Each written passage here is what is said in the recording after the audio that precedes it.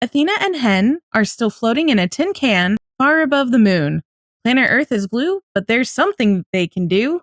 Meanwhile, the 118 are fighting 3 of the 4 elements in one emergency, where Eddie calls, "Off with her leg!" to the dismay of Chimney and Buck. Everyone makes it home safe after Athena has an oxygen-deprived chat with her younger self, and everyone breathes a sigh of relief. Until Harry delivers some lattes and news to Athena and May that makes their jaws drop. Have you ever watched something that completely rewired your brain chemistry? A procedural network drama might not be your usual pick, but it's ours. This is The Buddy System, a 911 yapathon hosted by 3 friends who have DM'd each other enough character dissertations to earn a PhD in media literacy. I'm Han, coming to you straight from the characters' heads. I'm Sil, bringing you to the observation deck. And I'm Rachel, connecting the dots with my red string. With our powers combined, no stone is left unturned. And no buddy is left behind. Welcome to The Buddy System. This episode brought to you by Gravity. Oh, I think we highlighted this last time because I was like, who says this? We didn't discuss this. Nope. This is our second special episode covering season 9, and today we are talking about season 9, episode 3, The Sky is Falling, written by Tim Minear and Kristen Rydell, directed by Bradley Bucher, and the director of photography is Andrew Mitchell. We are also talking about season 9, episode 4, titled Reentry, written by Tim Minear, Molly Green, and James Leffler, directed by Bradley Bucher. Double, yeah. And the director of photography is Andrew Mitchell. Yay! Yay! What a set. They're great. No, truly, Another what a great set. 2 episodes. So, just a reminder for our season 9 specials, we're doing things a little bit differently just to try to keep it fresh for when we eventually do the rewatches. So the format is a little different. So we're gonna give you our 903 and 904 reviews, a little more opinion based, and then we'll get into some more stuff. Not quite as character analysis-y. Yeah. But, a little more overview. So, getting into our 903 review, what worked well? Kenny Choi! Yeah! The GOAT. Kenny Choi. What a great episode for him. I don't know. I present to you Kenny Choi. He made that episode what it was for me. It was I know it's the space emergency, but I was way more stressed out about the ground emergency. And that's hard to do. Yeah. Yeah. And I was stressed out, obviously for the lady, but I was more stressed out for our people because they were stressed. Yeah. Their stresses are. Yeah. Correct. The ground call was really good. I mean, it really showed. I mean, both episodes, 902 and 903, they both showed the 118 working together. But I feel like because of the stakes in 903 with Lori being stuck there, I think the stakes were higher. The stress was higher. It's not moral compass. What am I trying to say? Emotional impact? Maybe. The stakes are higher. The emotional impact is higher. We have the 118 have some kind of conflict in which deciding what to do, the situation with Lori, whether to amputate or not, and I think that really drives it home, and how overall how that call felt I think the stronger of the two, because I mean we're still dealing with space, but that one was the one with the most emotional impact and circumstances. Totally was. I think just the pacing of this entire episode was kind of impeccable, and because they paced it in a way that the stakes were so high for both the ground call and the space call, but it was really palpable with that ground call, just how all of the tension just kept ramping up. It just kept getting worse and worse, and we were just the whole episode was all stress, no breaks. Yeah. But in the best possible way, because even when I was rewatching it, I was just glued to the screen, barely taking notes or there would be something that would just kind of like pop in my head. I would be like, oh, just like it felt like with those scenes, there's always something that I'm going to notice new in rewatching that as well. Yeah. It basically, this whole episode, I think, was just like so rich in content and just like everything working together like so well. And I think it works because like I also cared about like the people in distress. What I mean by that, I just mean Lori and Cal, like a little bit of their story. I did care a lot. I mean, we also got to spend a little bit of time with them prior to, but I think that it was well developed, like what their whole situation was too. Yeah. Yeah. The tension kept ramping up, and it was written in a way that made us emotionally connect so quickly to the people in distress, which 911 is so good at doing. I also think for the space emergency stuff, it really, for starting off with trying to extinguish the fire, it really, again, ramped it up to get it to the point that it brought us into 904 and just like more tension, more stakes, more everything. Yeah. I think the moment for me that was like oh, okay, it's all coming together now. Which I felt a little like, why didn't you think of this beforehand when it did happen? But Karen was like, you're not gonna come down, you're gonna go up to the International Space Station. And I was like, oh, right, the very first thing we saw this fucking season. And then promptly forgot about because of everything else that's happening. But I was like, oh, that's why we saw that. Always comes back around. Okay. So yeah, I don't know. It's just great storytelling with, both emergencies. Mm-hmm. But I really think that like just everything about that ground emergency, because like it starts off with these characters and 911 does such a good job of making you care and telling you so much about like these one-off characters in such a short amount of time. And so they kind of do that with Lori and Cal by like having them have this argument that like made us simultaneously think of Eddie and Shannon, Eddie and Buck. Wild at the same time, which was crazy. So it just like pulled you right into their like marital dispute. Yeah. And we're like, this seems familiar. Like we were just here like 3 episodes ago. Yeah. I don't think we have any notes. Well, we have a kind of note about like what could have been better about this episode. Listen, I these are my notes, but like it's really, I don't have notes. I'm just like, I wish the metro rail scene was like brighter. Yeah, because like it was so hard to see things, but like I get it. I get that it's the color grading and yeah, the lighting and all of that. I understand that. They could still brighten it up a little bit so you could see, or like turn the contrast down a little so you could see things a little better. Like I made the joke, I think, I can't remember for which live stream it was, but I was like, I feel like I'm watching Daredevil, which I love. Yeah. I love Daredevil, but like sometimes when it's the night fight scenes, I'm just like, stuff's happening. Couldn't tell you what. This is one of the reasons why I was glued to my seat rewatching it, because I'm like, I was getting like so much closer. Yeah. To Well, the I mean, screen, I'm always to just close like to the screen.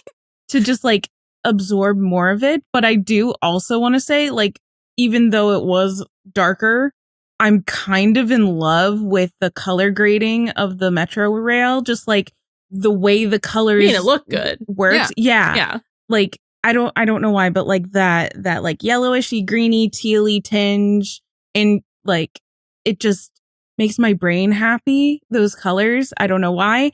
And I do also, I know this is like what could have worked better, but like I really mine love. Isn't really a note. It's not really a note. I can't change anything about it because this is their color grading forever. I think at this point, because like I feel like seasons 8 and now 9, like I think they have changed their color grading from like in comparison to season 7. I think they make it a little bluer. Yeah, they definitely have. They're doing Marvel color grading. They are. They're doing Marvel. It's Disney color grading. They moved. Like, I was gonna say they moved to the mouse, and the mouse said blue. Yep, More blue. I like it. More blue. Make it blue. I also really want to highlight the camera shots. I know we're talking about like the ground emergency a lot, but I think because we'll talk about the space stuff a lot for the 904, so gotta give it its moment. But the metro rail scenes, the camera shots and the editing for that was so dynamic. It was so cool.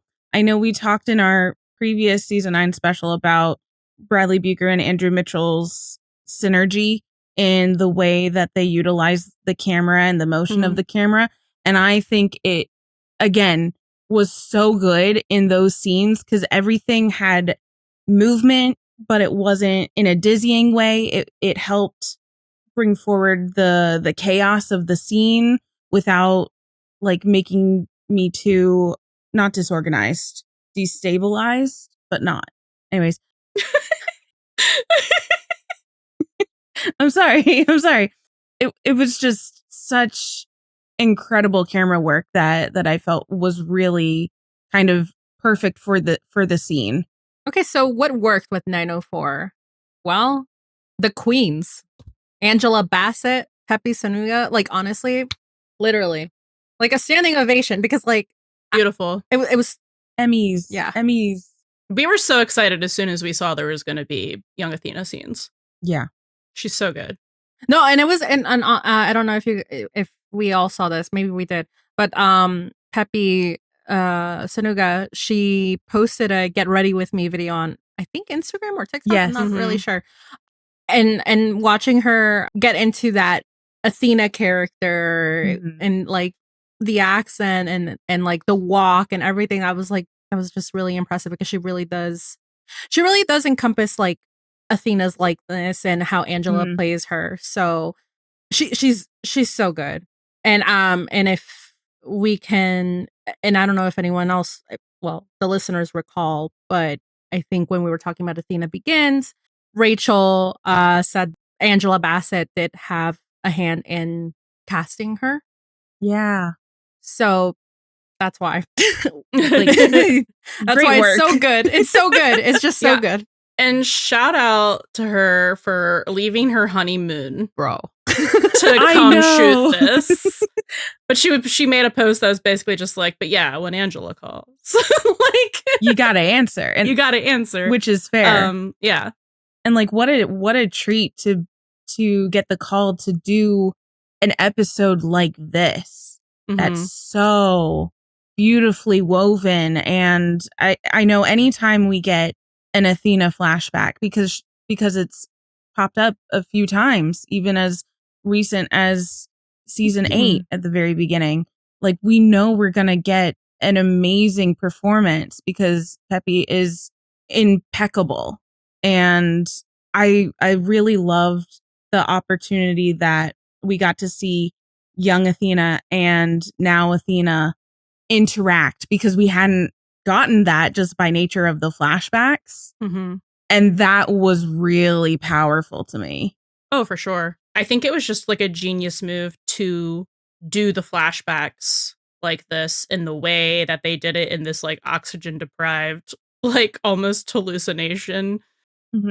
It was just such a good way to like further the story of like why this particular loss is hitting her so hard. It isn't just that it's Bobby. It's just piling on top of so much loss. Because they, bring you back to almost 8 years after she lost Emmett. And you get to see, she lost her first partner. That was, like a role model in some way and a friend. And like after that loss, like that was kind of like her person. You kind of get the feeling that was her person. She lost them too. And she didn't really move forward. So she was kind of in the same spot, so the grief is like consistent. Like she wasn't moving on with like making new friends or having more meaningful like romantic relationships. And you get to see her meet Michael. Like it was just brilliant. That was really cool. Yeah. I loved that. Just and the monologues that Angela Bassett had, like there were a few of them. About those. Yes, just like I know they do for your consideration campaigns for 911, and it doesn't like get much traction, but I really hope next time they do and they point directly to this episode. Oh, for sure. Because it is a Give it to worthy. her. I cried again. Uglier because no one was looking at me. Me too. I was trying to, but I was taking notes and my brain was going too far, and I but I'll watch it again and I'll like. I think it's going to be one of those scenes that gets you every time. I have to quote some of it later, so we'll see if I can even get through it without tearing up. Probably not. Oh yeah, that's going to be fun for us. Yeah, but needless to say, just like another impeccable episode, just top to bottom. I don't think I have any complaints. Yeah, no, I have zero notes. I think this episode was impeccable. All the emotions were there. I have no notes. Just nothing. It's just so good, and like Angela Bassett being the powerhouse that she is, really, I have nothing negative to say about this episode. Just goosebumps. Yes. We have nothing, just goosebumps. It gives me, I forgot to write that note down. It gives me goosebumps. Mm-hmm. That speech gives me goosebumps. And like, I don't get goosebumps very easily. So yeah, it's just really good. There was something special about this episode that I think really, really worked. I'll just say one or two things briefly about how like both episodes work together. I think, well, just like kind of as a whole, I think the first 4 episodes work together so well because it's written primarily by the same team of people, because Molly Green and James Leffler did 3 of the 4, and then Tim Minear co-wrote these last 2, and Kristen Rydell co-wrote 903. So I think it really helps keep the story very tightly woven to have the same writers take care of all of it. And it's just like we could tell. Like they were on their A game. They knew exactly what story they were going or they wanted to tell, and they did it. So just like incredible work. And they did exactly what they needed to do for Athena. Yes. Yeah.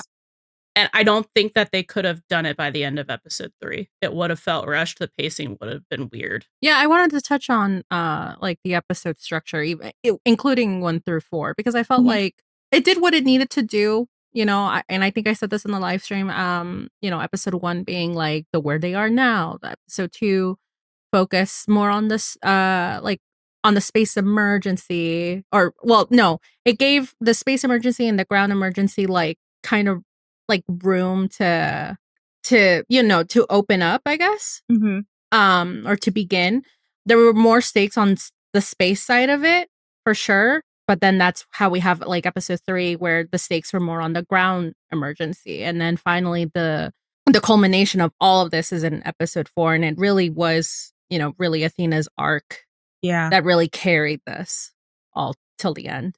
Like everything as a whole is just like evenly balanced. When one took, the other gave. Yeah. A little bit, like very well. And it all culminated in Athena begins again, essentially, which is kind of perfect because she's tied so intrinsically to both like space and ground and just all of it.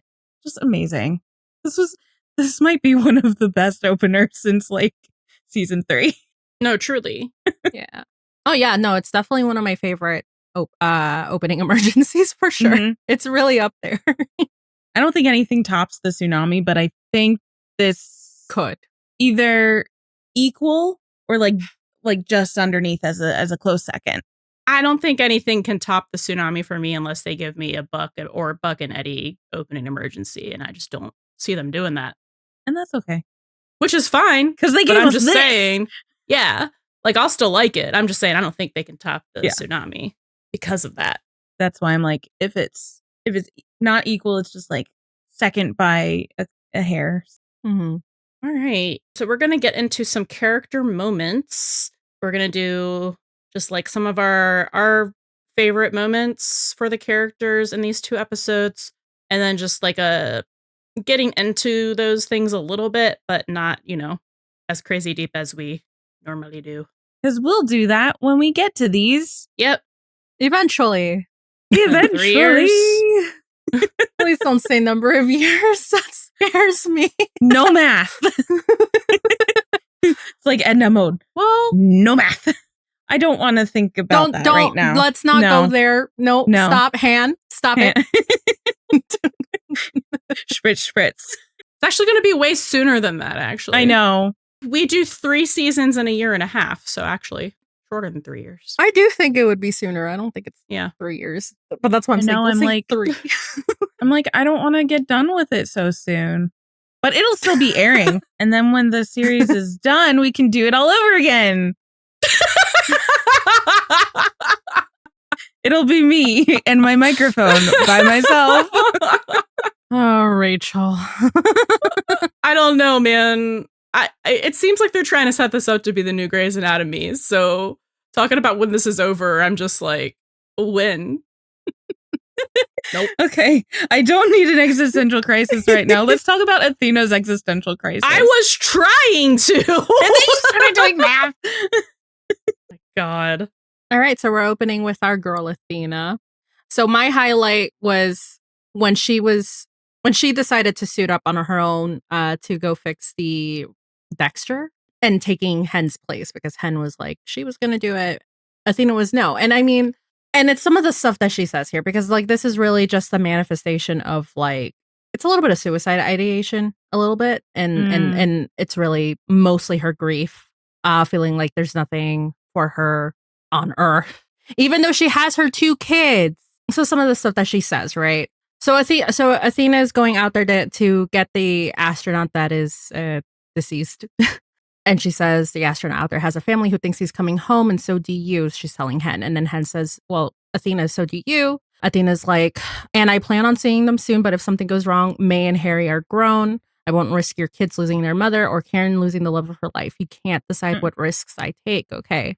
And then Hen is like, well, you shouldn't have been up here. I made you come with me. And Athena's like, and I said yes, because there's nothing left for me on Earth.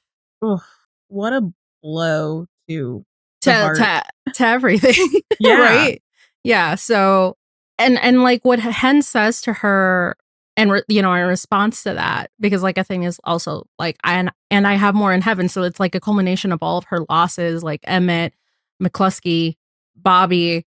The list is a little, it's, one would have been enough, right? No, you're right. One is more than enough. One is more than enough. But she's got 3 now.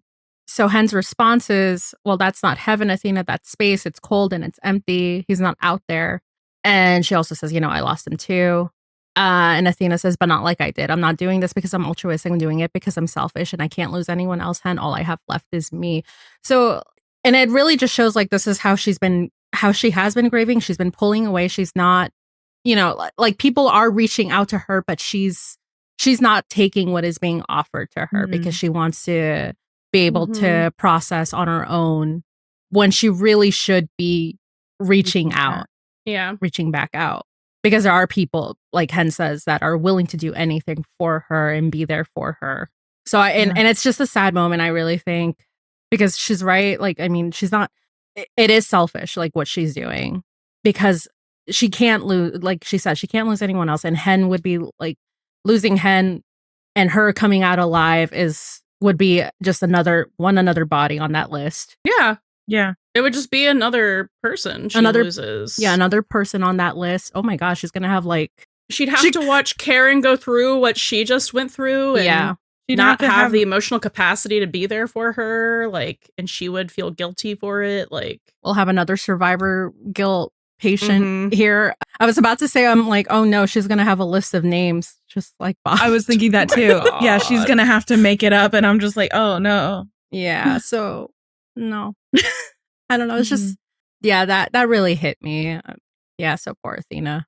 Because it shows like just how despondent she's become when like push comes to shove, even though she's been trying to like, I'm fine. Yeah. We know she's not fine. And this is how not fine she actually is. Yeah. Okay, so I'm gonna read this whole quote later when we talk about parallels. My highlight for Athena for these episodes was like her other monologue and the part where her now self is talking to her younger self when she says, like, what's it all for anyway? Like, all the loss. And Athena is like, for all the moments in between, and she does this whole monologue, which is beautiful and poignant. And then she says, pain is the price for joy. And it's a good deal. Mm. And I just think that is just the crux of like this emotional journey that she's been on. Yeah. And that was like, I've had been waiting every episode to like see the light bulb go on for her. And that was it. Her saying pain is the price for joy. Like, that's what, like, it's a good deal. It's worth it. Because if you don't feel pain when you lose people, then you're not really feeling the joy when you have them. The fact that you can lose things, the fact that you can feel pain is why you can't even experience, you know, the high highs in life anyway. You know, the fact that you love people and open yourself up to that pain is the whole reason that you can experience the love and the joy with them. That's exactly it. It's the vulnerability to experience the good and the bad. Yeah. And you don't always know what you're going to get. And it might be a little bit of a mixed bag. So it's normally going to be both. Yeah. Because you don't ever care about people without getting hurt, whether it's you hurting each other and or losing them in some way. You know, whether it's you lose them because you lose, you know, contact with them, or you lose them because they pass away. Like, all relationships, whether they're friendships or romantic, whatever, you open yourself up to, you know, connect with people and to experience so many good things with them, but it also opens you up to feel pain because you care. And that's why being in pain is worth it, because you can't have those moments without caring. Like, you can't just walk through life without experiencing pain and grief. Like, you will not feel connection. You will not feel the good moments that make the bad feelings worth it. It clicked for her. The moment happened, and it was just beautiful. And I was waiting the whole time for it to happen. And they did it in like best way that I couldn't even imagine. Like, I did not imagine like her talking to herself. No. and I think I said this in the live reaction. I just love when characters get an opportunity to face themselves. Yeah. And it's usually in this some sort of like nebulous unconscious, because it's distills the character to their truest, most simplified selves, especially when they're kind of at war with themselves. And it just allows the opportunity for some really beautiful, poignant, like this was the thesis of the opening Emergency. It was very conceptual in this way. This was the thesis. This was why this was all here. And just to have, you know, Athena address herself in that way and really tell herself that it's worth it was so necessary and just beautiful. Yeah. I also feel like, I mean, the scene, I feel like the scene can be taken multiple ways, and maybe this isn't one that maybe as popular, I guess. But I also felt like it's a full circle in a way with young Athena talking to her older self. I know it's not like that's happening like in time for young Athena, like obviously, but like I think it's like what Athena is saying to her younger self, like one, it could be like a healing, like almost like, I don't want to call it healing the inner child because obviously she's not a kid, but like I'm saying, it was along that same line. It's along those same lines, and I feel like maybe this is something that her younger self would have wanted to hear as well at the time when she was going through her first loss, and then like she finally gets to reach out to to Michael, you know, letting herself you know, put herself out there a little bit more. But yeah, it just feels like it was both of them reaching out and both of them talking to themselves in a way that they both needed to hear, if that makes sense. Yes, it's kind of like young Athena, like what our Athena told young Athena is kind of what Athena has subconsciously been driving on for all of her life, but needed to be reminded of that to keep going in like the flashback kind of timeline sort of thing. Mhm. Yeah. Yeah. Well, I and love then that. the flashback at the end when it's like her actually, going back and agreeing to like date Michael, it's kind of like affirming that like Athena has learned this lesson before. Like she's just learning it again, because she had to learn it after Emmett.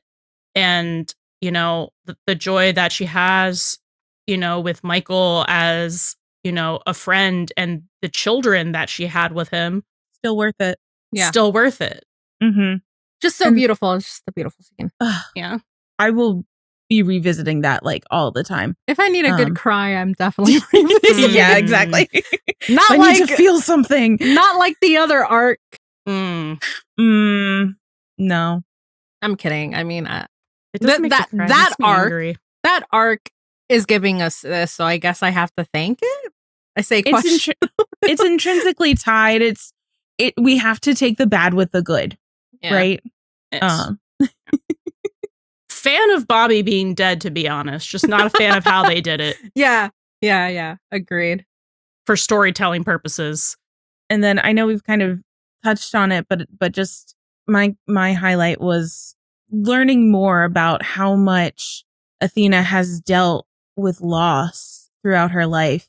Because like I feel like we thought we knew Athena, right? We know how she operates. We understand like why she's reacting in these ways, but we didn't know that she also lost her partner in McCluskey, who was her like training officer. They had like such a beautiful rapport. So just to like heap that one on there, it's just like, And now she works alone. exactly. I felt like this was just another incredible like door opening to another facet of Athena that we thought we understood, but now we do so much more deeply. And it's like, well, this kind of makes sense. And she still operates in a very similar way that she does to all of the other losses. With Emmett, she put him kind of like in a box and held on, like, and did the job. With Bobby, she's despondent and pulling away. With McCluskey, this is the reason why she's the lone wolf.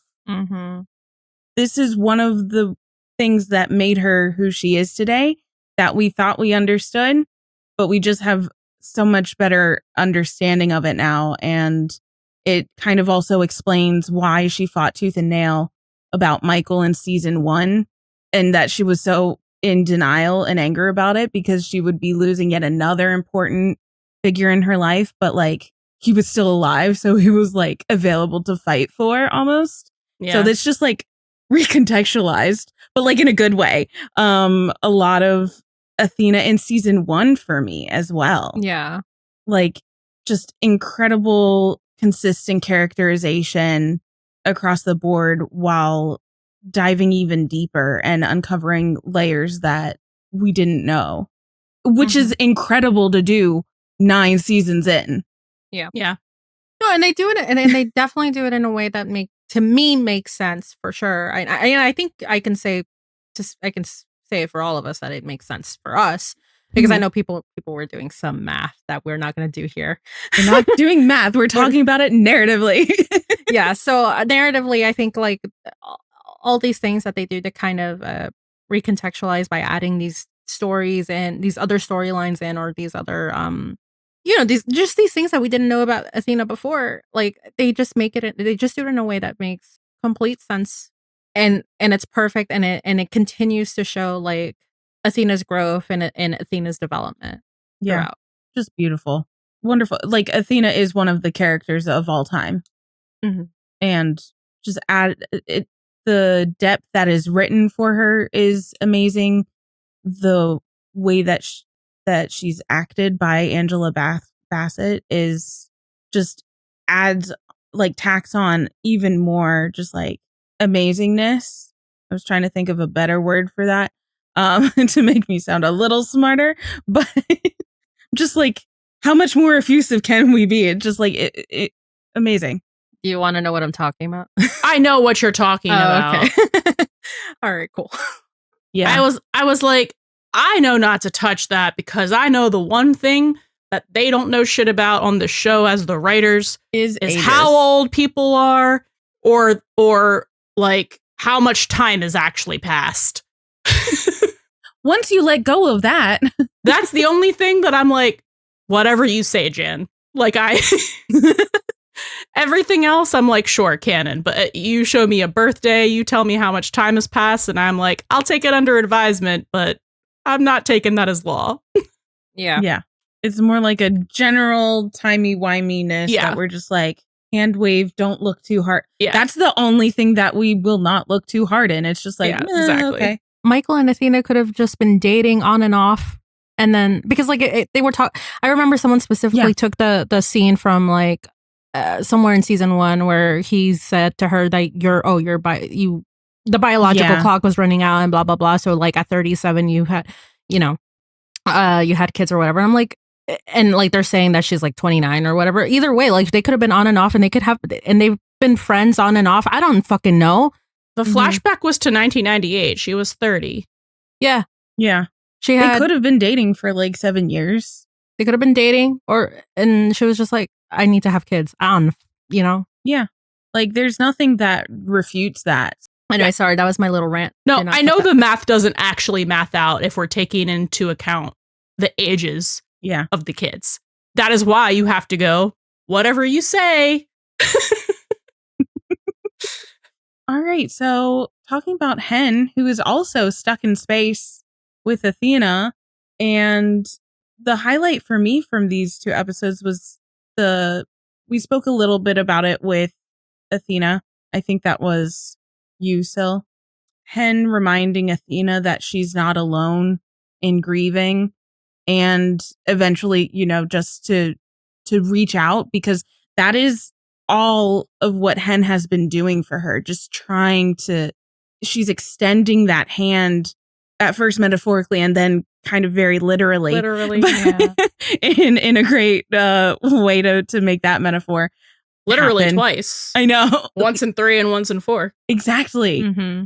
And I thought that was just kind of amazing. It showcases their relationship really beautifully, that like, Hen is trying to be there in the way that Athena needs, but also like at some point she's just, don't make me come after you sort of thing, that they have that relationship where it's just like all pretense like falls away. They're just like two friends who really care about each other and love each other on such a grand level. And Hen is also grieving, so she's like, commiserate with me, we're going through this together. And it's just so hard when you're like hitting a brick wall. Athena is. Yeah.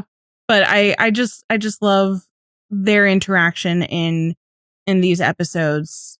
Just like Hen's, just reach out. I'm telling you to reach out. Just do it. Her reaching out because I think she's the one who sends out the robot, the arm out to her, and then like the shot of her hand on the glass of the wherever they are on the space station. Because the cockpit, I think that's what we would call it. Yeah, I don't know. Like that was just that visual is just so beautiful to me. It really hit me. Yeah. And like finally it got through to Athena once she got through to herself. So it's like, what better way to kind of like come back to yourself than to be buoyed by someone like Hen? Yeah. So my favorite thing about Hen in general is just that she is the embodiment of like my wife. She really is. She just has this unwavering faith in her to just like be able to do anything because she's the best and the smartest. And in this case, it's because she's a rocket scientist and they're in space. So it does make a lot of logical sense. She is actually the most qualified.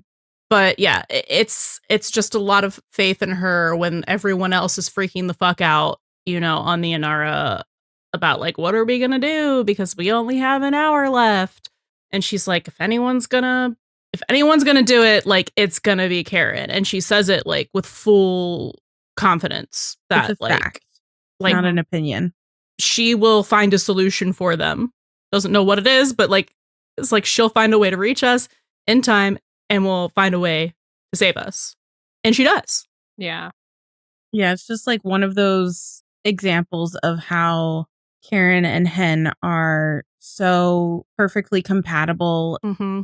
and so sturdy when they're together. Like, Yeah. and no one's going through the horrors, kind of. Or Yeah. if one of them's going through the horrors, the other one is like their rock. Yeah. So it's that perfect. Like, she knows Karen's gonna have her back. So Exactly. she always does. My highlight. I mean, it's not really a highlight. It's kind of just like Hen basically like while in base, like she's been offering to do both like the space jump and the space walk. The space jump to get them off of the Inara and onto the space station, and then the other was the spacewalk that Athena ends up doing. I think it's just funny that she she kind of gets told no both times. Once by Major Lewis Kern was like, yeah, well, with all due respect, ma'am, I've waited my whole life for this. So he does the jump to the space station, and then Athena, as we all know, she's just like, I can't lose anyone else. I'm doing it. But like, it's kind of interesting because I think she's kind of paralleling Eddie a little bit. So like Athena and Chim taking on the responsibility of having to do something, and then Eddie and Hen are being basically told no, that Chim or Athena is going to do that particular task. So I thought that was really interesting. No, please bring that up again later. Like, that's super interesting too. Mm-hmm. Yeah. It just shows like how Hen is always so fearless. Like, she kind of embodies what a first responder should be, right? She's so knowledgeable.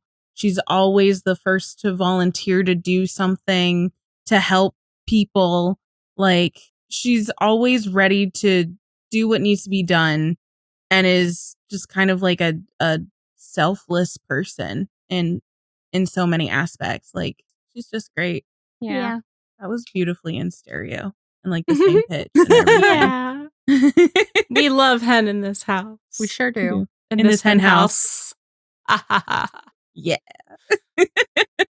So speaking of Karen, just a couple highlights for her. Mine was, we knew she was going to save the day, but I just thought it was like so real and relatable how every time they ran into another snafu before she could like collect herself and like think of the idea, she had to mute so she could freak the fuck out and not like have her wife hear her being like, oh my fucking God, they're gonna die, basically. What do you mean? What do you mean? Like every time muting herself, like it was just like funny, but also just like kind of heartening because it's like she's so smart and like competent, but also like this is the most high stakes, high pressure situation you could possibly think of. You know, it's your wife in space, possibly going to die. So it feels like the equivalent of being an air traffic controller, maybe a little bit. She was. Yeah. So space traffic controller. The first of her kind. I say this like as if I know the stress of being an air traffic controller. I don't. I mean, it's notorious. So, but it's notorious of being a high stress job. So, yeah, oof. I don't know. I liked all of those moments because they were numerous. So my highlight is Karen for sure is definitely one of those heroes that honestly, there's a scene where Trip is talking, and well, one of the many fucking scenes that he's just talking for damage control. But so true. But as Karen is watching him, do his little speech, she does say, she's like, and none of the heroes are on that podium, and she should definitely have been. She should have been one of those heroes on that podium because she was, one of the ones who was trying to work all of the scenarios, all the possibilities to try to get them back. But I think it still comes full circle because like when Hen and her at the end, because this wasn't even their reunion, because I have a note on that. When they're finally at home after such a long day of stressful situations, Karen goes and says to Hen, how does it feel being an astronaut? Hen goes back at her and says, how does it feel being a hero? So it comes full circle that she is a hero. She does get the credit that she deserves. And most importantly, it does come from her wife, which my small complaint, Yeah. again, I get why. I understand why. There's just no time. I mean, we had to see all of this come to fruition, like the Athena stuff. So we didn't really get to see a reunion, but we should have gotten the like tearful Henren reunion kiss and all of that. We should have gotten to see that, but I understand why. So it's just my little note. That would have been so cute. Yeah. My highlight for Karen, I think, was just how she was keeping a line of open communication with the kids. Like, she wasn't really shying them away from what was actually happening. She was, being very open and honest and being like, but also being like the most optimistic version of that as well. Cause like, you don't need to scare them, but with Mara and Denny continually asking for updates or Karen just providing them like, hey, this is what's going on. We're going to try and do what we can. I have faith in your mama, but I also have faith in myself that we're going to succeed in this. I just thought that was really lovely because that could just be like an opportunity for a parent to be like, no, everything's going to be fine. Don't worry. But like, that's not realistic. And I think Hen and Karen do a really beautiful job with their kids about, that kind of stuff, if that makes sense. I just thought that was really nice. And like things that they gave a little bit of time for that, I thought just was a really nice extra touch, and it helped really involve like the family as a whole and the consequences that it would have on the whole family. So it kept that in mind.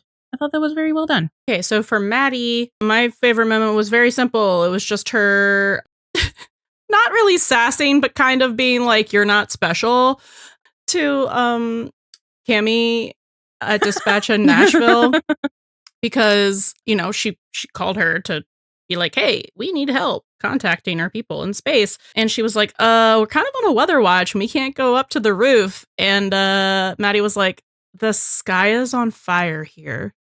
Just like completely deadpanned, like, yeah, you're not special. I don't want to hear your excuses.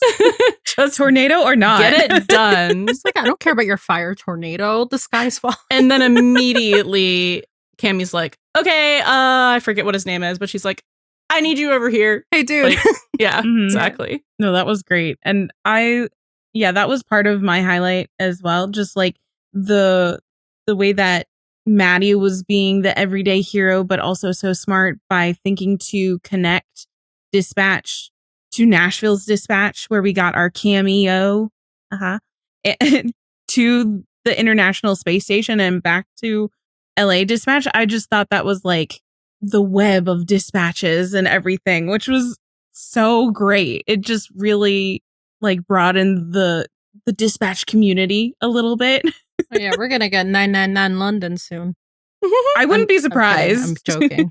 No, because they had that like connection to 999 in the Nashville episode right after. So I'm like, maybe they're working on it. You heard it here first, folks. I'm kidding. I'm joking. I don't think their wee woos are the same though. It doesn't go wee woo wee woo. It's something else though. Does it go da, da, da, da, or something like that? Yeah. I don't know. Don't use different that. wee woo cadence. My highlight for Maddie is just being supportive gal in the chair. So anytime she and Karen are basically, I guess, shooting the shit because like they're trying to figure out all the kinds of options that are out there, all the kinds of scenarios, or they're just talking about like Trip. Maddie is a good person to like bounce ideas off of, which is what we usually see with Chimney, but now we've got that Karen and Maddie interaction and friendship that I think, we're enjoying all these different character mix-ups. So like, I love it. Yeah. Solid. I also really love that Maddie was kind of one of the hinges like in between both the space and the ground emergencies because she was helping out with Karen and the space stuff, but she was also helping May over at the fire station and setting up the field hospital. Like, she was doing it all. That's our girl in the chair, gal in the chair, woman in the chair, girly pop in the chair. That one. I gave you guys options. Girly pop in the chair. Oh my God. That's right. Well, not having as much fun is her husband, Chimney. Oh. So, like, my moment for him, because I wouldn't say it's a highlight, because it's not really, like, a good moment, is when he insists on doing the amputation instead of Eddie. And it's the reasoning behind that, because, like, when he insisted, I was like, we were all like, okay, why? And I think we were discussing it in the live stream, and when we came to the conclusion, we were like, oh, it's probably like some self-sabotage and like falling on the sword, because it's like, I think he's trying to come up with excuses that he isn't good enough to be captain. I think that's like the brunt of it, actually. Because that's the first thing he says. He's like, I've been waiting months for this captain thing to come to an end. Jim. It's like he thinks that by cutting someone's leg off that he's going to be fired. No, bud. It's you. You are the chosen one. Yes. And then you do get him like talking to Cal, like as they put Lori in the med car, and he's like, she's going to hate me. And he's like, tell her to hate me instead. So I think it was very much like, if she didn't make it, he didn't want Eddie to blame himself. He wanted to self-sabotage his captaincy. And he also was like, I'll just take, if it goes wrong, people can hate me. Yeah. Oh, Chim, he's really going through it. My dude. And the whole fucking, what would Bobby do? Bro, you learned this lesson already. Remember it. Yeah. You can't be like, what would Bobby do? You have to go, what would Chimney do? My moment for Chim kind of goes hand in hand with Hands, which is the part where he tells Cal the whole, tell her to hate me instead. I'm the captain. I should shoulder the blame. Okay, it's like a two-way thing. So for Chimney, it's him. It's part of Chim's journey, I think, to accept the captaincy, because he's doing all these things in which is what a captain should do. So shouldering that responsibility, shouldering that blame. It's him stepping into those shoes fully. And then the other thing, it does open this door. I think I'm a little confused with I think Molly Burke is her name, the actress, because I think she said that she might appear in a couple episodes further down the line, or an episode further down the line. So maybe we might see, like, that's my question. Will we see her again to kind of maybe help close that arc out, and maybe help Chimney in some kind of way, some roundabout way, except being the captain? That'd be kind of beautiful. It would. I feel like she's going to have her own struggles, because like that fight that she was having, I know this is Chim, but like I think this goes into the whole storyline. So like that fight that she was having with Cal at the beginning of the emergency was really like about her autonomy. And there's a part where Cal says something like around the lines of, oh, if you're drowning, am I supposed to wait for your permission to put on the life, or something like that? It was like something like that. And so like, I mean, Girly Pop was passed out at this point, right? Well, she was stuck down there. She couldn't consent on whether they should take her leg or die. What were they going to do, really? So now, like, she's waking up in that hospital, and I don't know, like, there's definite, I mean, anyone's going to feel heartbreak or some kind of grief when losing a limb.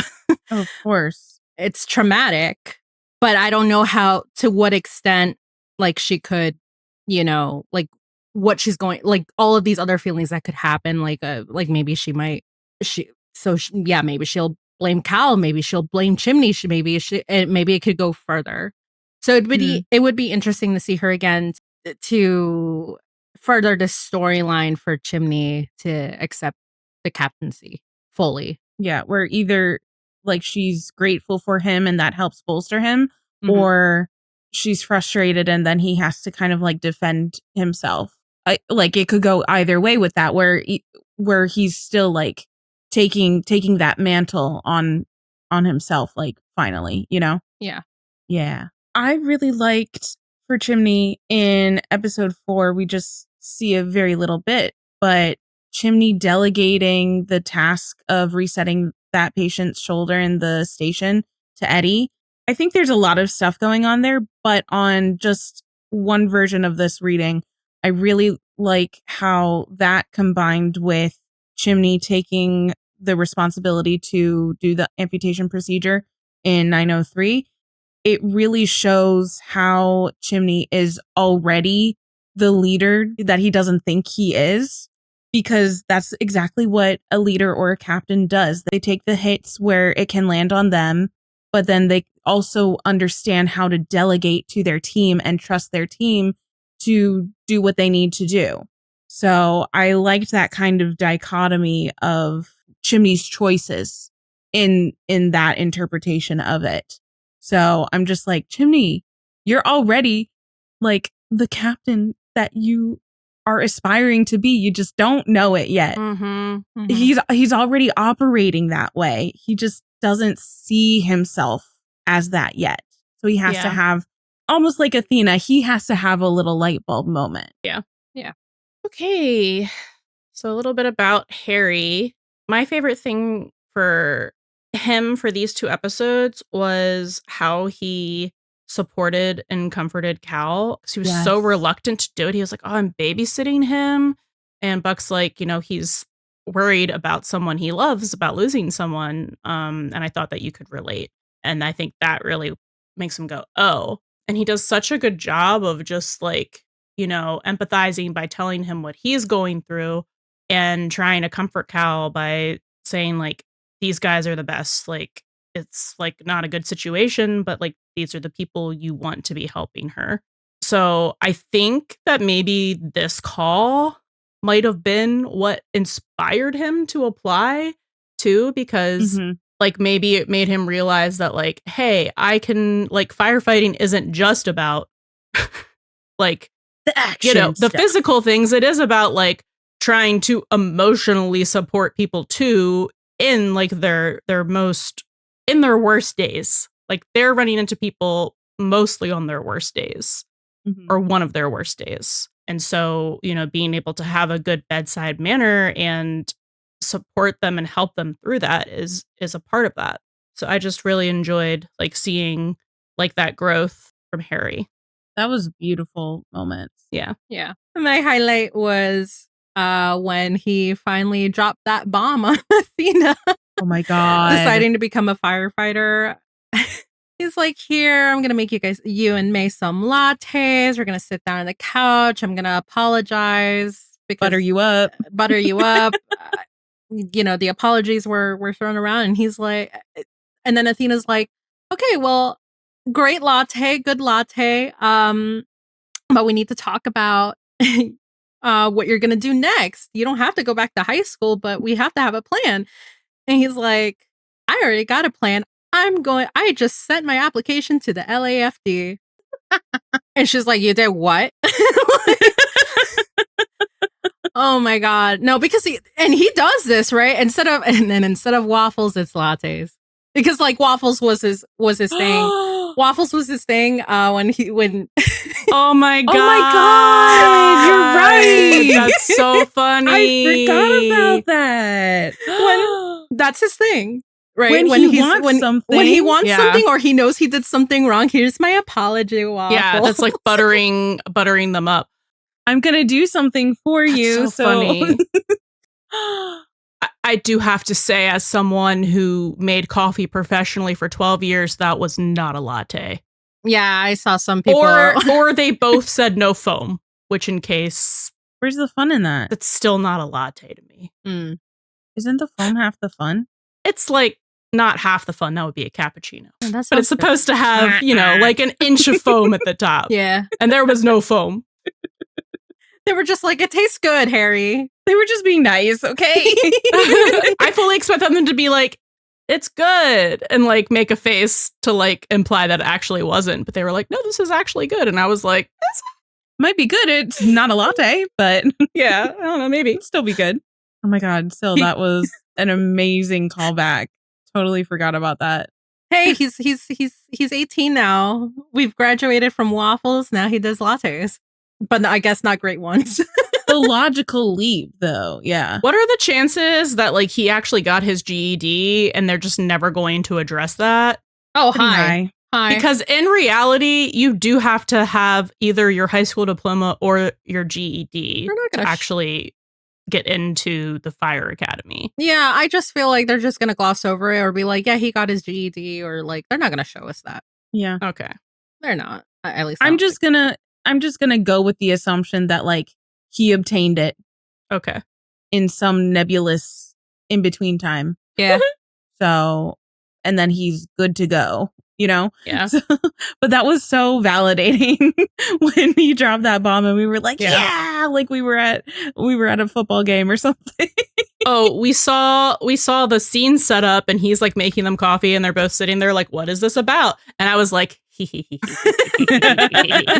the entire time. We're going to talk about your future? Okay. We were yes, we sure are. Say it. And he did. My God. We're so excited. Yeah, we've been calling for that since the end of season 8. Yeah. I really loved for Harry that he brought everything back to learning to serve his community. And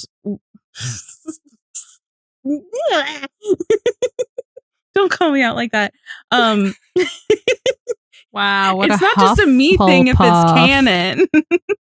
I know. Wow, what a surprising thing for Rachel to like. Incredible. Groundbreaking. Florals for spring. Rachel and community. My OTP. No, but what?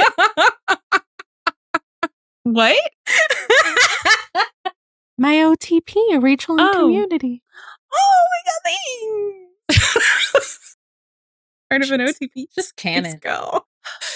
Anyways, I really love that Harry brought that back because we knew from the opening emergency all the way back in season 2 when Michael brought Harry and May to their local church to help hand out supplies.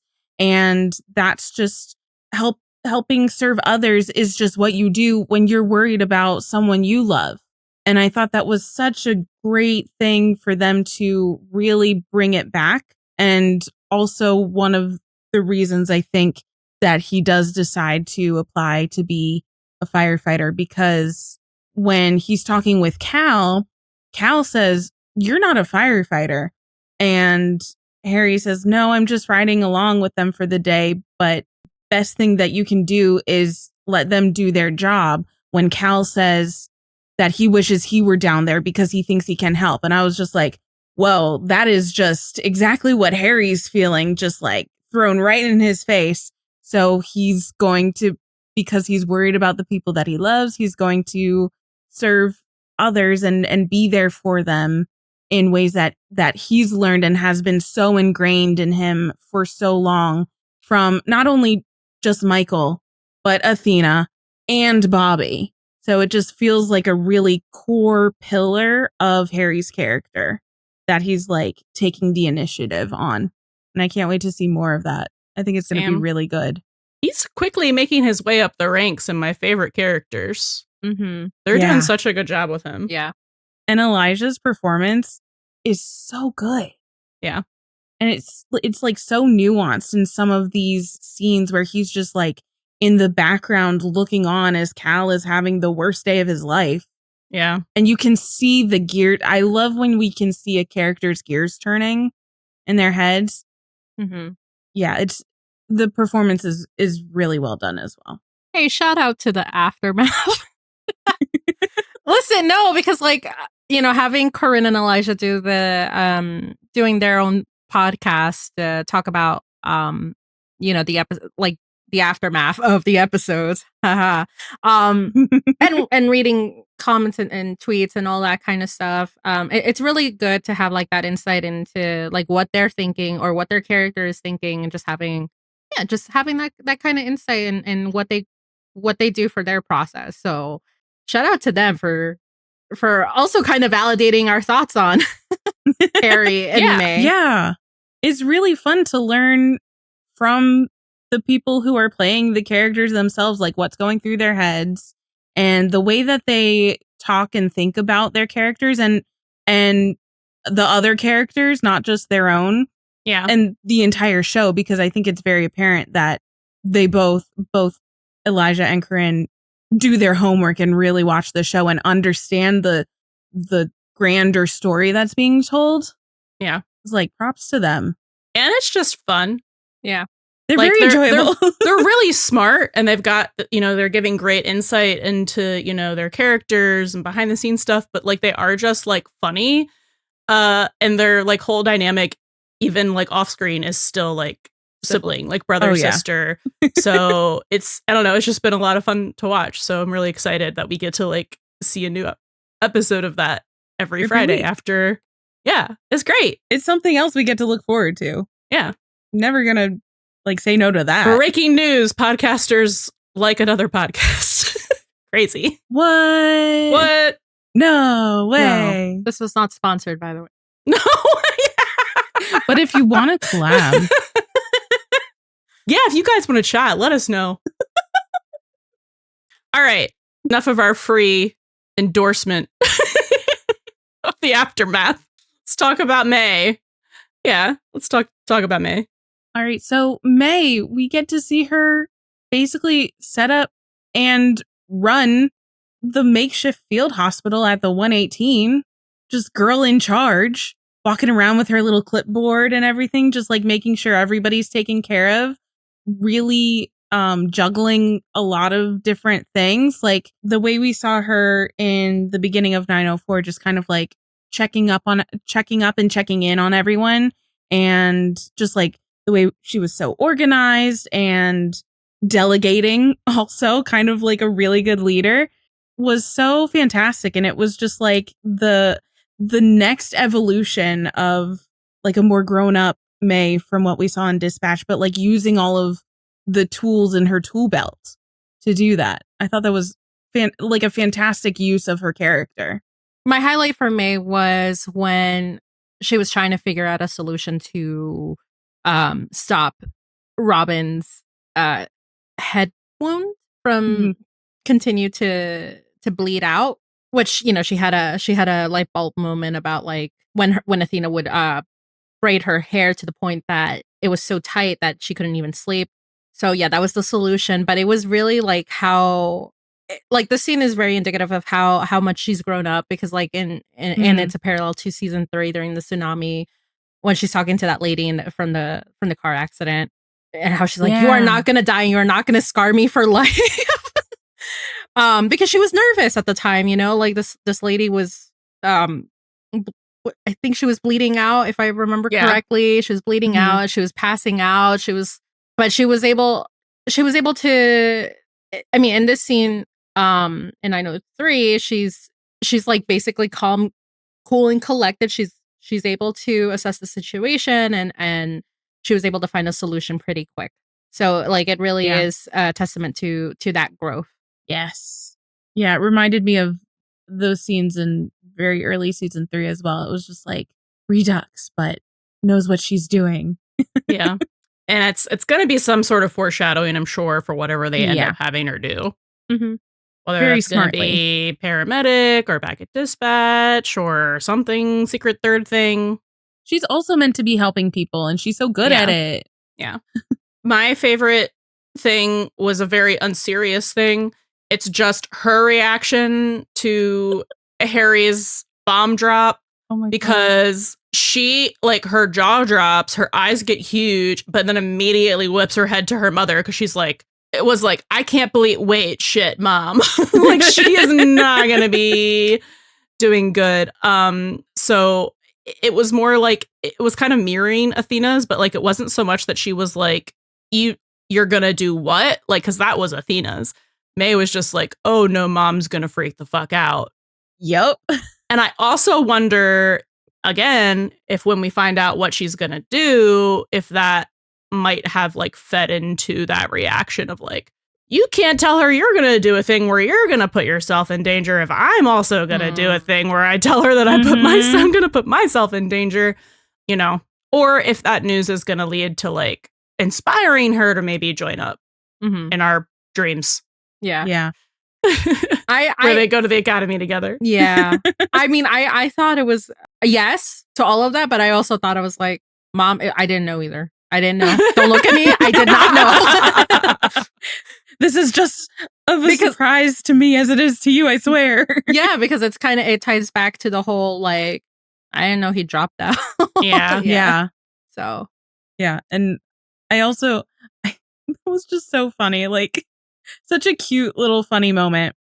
But I also do like that way of thinking where it's like, okay, well, maybe she's got to do the big sister thing and kind of like look after her brother, whether that's also going to the LAFD to be like a paramedic or going back to dispatch and kind of like doing a similar thing as she did in season 4 where she wanted to have Athena's back. It's like, well, maybe she wants to have Harry's back, but like in a maybe more healthy way than the first time we saw it. Because it's not a decision made out of fear. As one of our listeners, we know you love a good procedural as much as we do. That's why we want to recommend a new podcast we've been enjoying. It's called the One Chicago Podcast, and it's the official exclusive behind-the-scenes look at some of the most iconic TV series on right now. Chicago Fire, Chicago PD, and Chicago Med. All from USG Audio and Wolf Entertainment themselves, the folks behind Law & Order. Each episode joins host and former Chicago cop turned Chicago PD producer, Brian Lucci, as he's joined by the actors, producers, and writers behind the epic One Chicago universe, including his longtime friend, S. Epatha Merkerson, to reflect on her extensive legacy in the Wolf universe, her powerful arc last season on Chicago Med, and her lighthearted goal of wearing more scrubs to work. The episode also features Crystal Portillo, the special effects artist behind some of the most striking and realistic injuries on Chicago Med. Check out the One Chicago Podcast app by searching for One Chicago Podcast in your favorite podcast app. That's One Chicago Podcast. All right. So, Buckaroo, not much to talk about. He was there. He was there. He was worried. He was upset. He was a little disturbed. He was still serving face. Oh my God. So many faces. Lots of faces. He looks even better than in season 8. It's crazy. Didn't think that was possible. Finally let him have the curly hair. That's all they had to do. Anyway. Hair department. Yeah, God bless you. Okay. My moment was just looking at whatever the fuck Buck's face was doing from the moment that Eddie suggests an amputation through the end of that amputation. Because he looks 50 Shades of horrified and traumatized. Like, I don't know if it's like sympathetic pain, because like that could have happened to him, or if it's just like being upset with the situation because, you know, just like Chim, he wishes there was another solution and he hates doing it. It's probably like a combination of a bunch of things. The face journey there was a lot. And I didn't have time to like pause on it the way that I wanted to. But I did. He was very interesting. He was thinking some thinky thoughts, and none of them were good. No. It's also like being in that moment, not being able, because like, what can he do? I mean, because like, especially like with these roles, so like Eddie and Chimney having their paramedic and paramedic captain roles. I mean, like, what else can he do except to support, but also be the one watching this happen? So like, it's so. Yeah, he was the one holding Lori up. Yes, yeah, and holding it her shows. hand. It shows like we've known that he's grown a lot over the years. But like, I'm like, season 1 Buck would have been like, no, yeah, no, we're not doing this. He might have been kicked out. Like, not season kicked out. 3 Buck might have also been like that too, because of how fresh the trauma was. You know, like if we could have find a way for me, we'll find a way for her. But it's just like, you know, he's grown so much, he's seen so much with the experience, and he trusts his captain, and he trusts Eddie as a paramedic to like know if they're making that call, that's the call, even if he's like saying, and like one of the angriest voices I've ever heard him use on the show, you want to take her leg? Like, no, he doesn't want to, bro. He didn't wake up and go, yes, off with her leg today. Like, that was not on his to-do list. It was the option. And he knows that. Yeah. Which is why he goes along with it and doesn't say anything after the initial, wait, you want to do that? Because it's such an extreme decision. So like the reaction is I think warranted. Yeah. And also just to like really, this is what you're suggesting. Like take this seriously. Yeah. Like think of all your options. Yeah. Yeah. I mean, just to add on to that, which I think, like, I don't think Eddie, I was just going to say, like, I don't think Eddie wouldn't suggest what he suggested without really thinking the options. So, like, the gravity. Yeah. Mm-hmm. Exactly. Buck's really, like, deferring to them and their expertise on these, which is really interesting.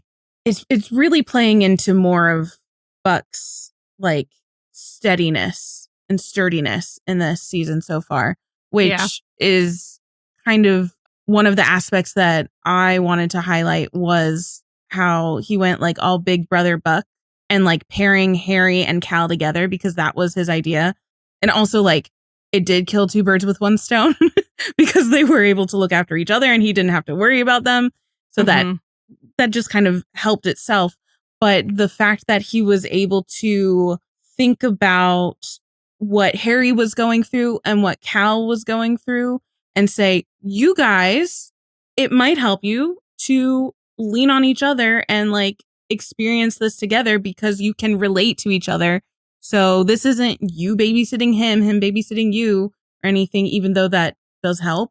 It's literally like just another way that Buck can be like a stabilizing and grounding force. So I just thought that was like a really kind of like fantastic move for Buck to make, where he was not necessarily like putting himself in either Harry or Cal's shoes, but just like recognizing that they're both going through the same thing. I'm going to put you together and you can like bond over that.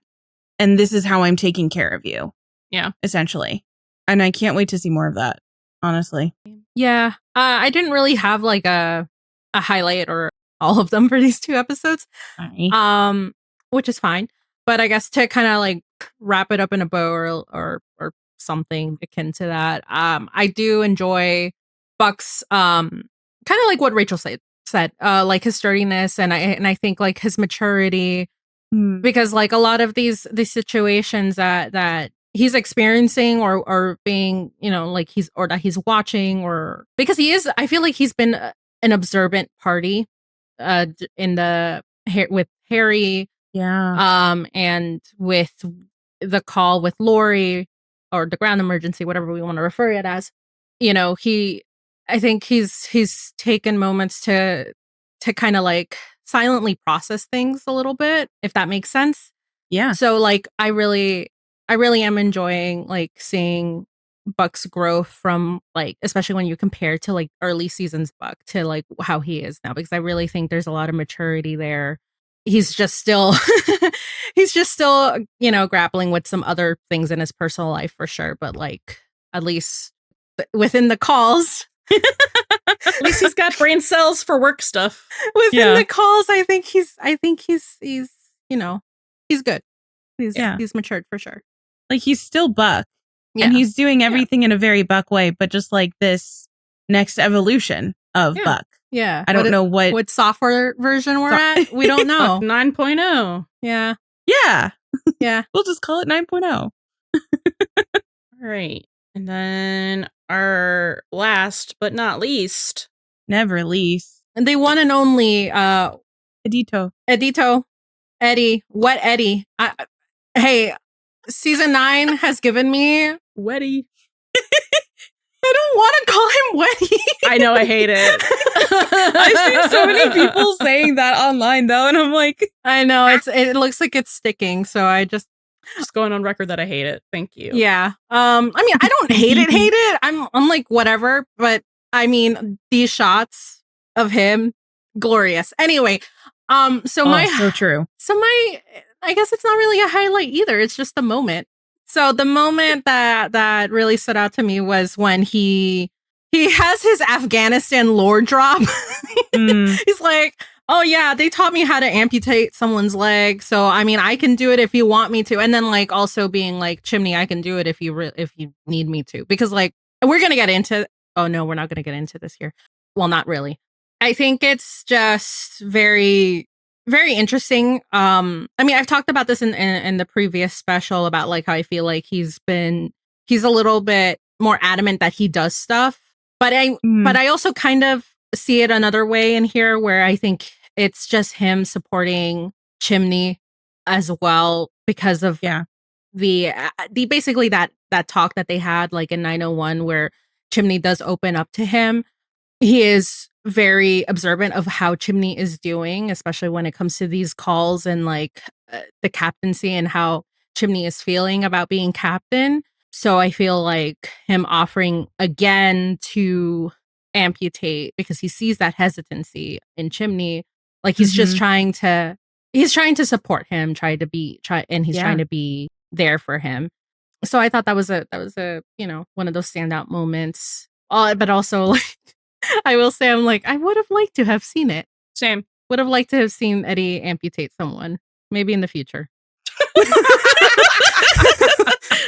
Put it in the wish list.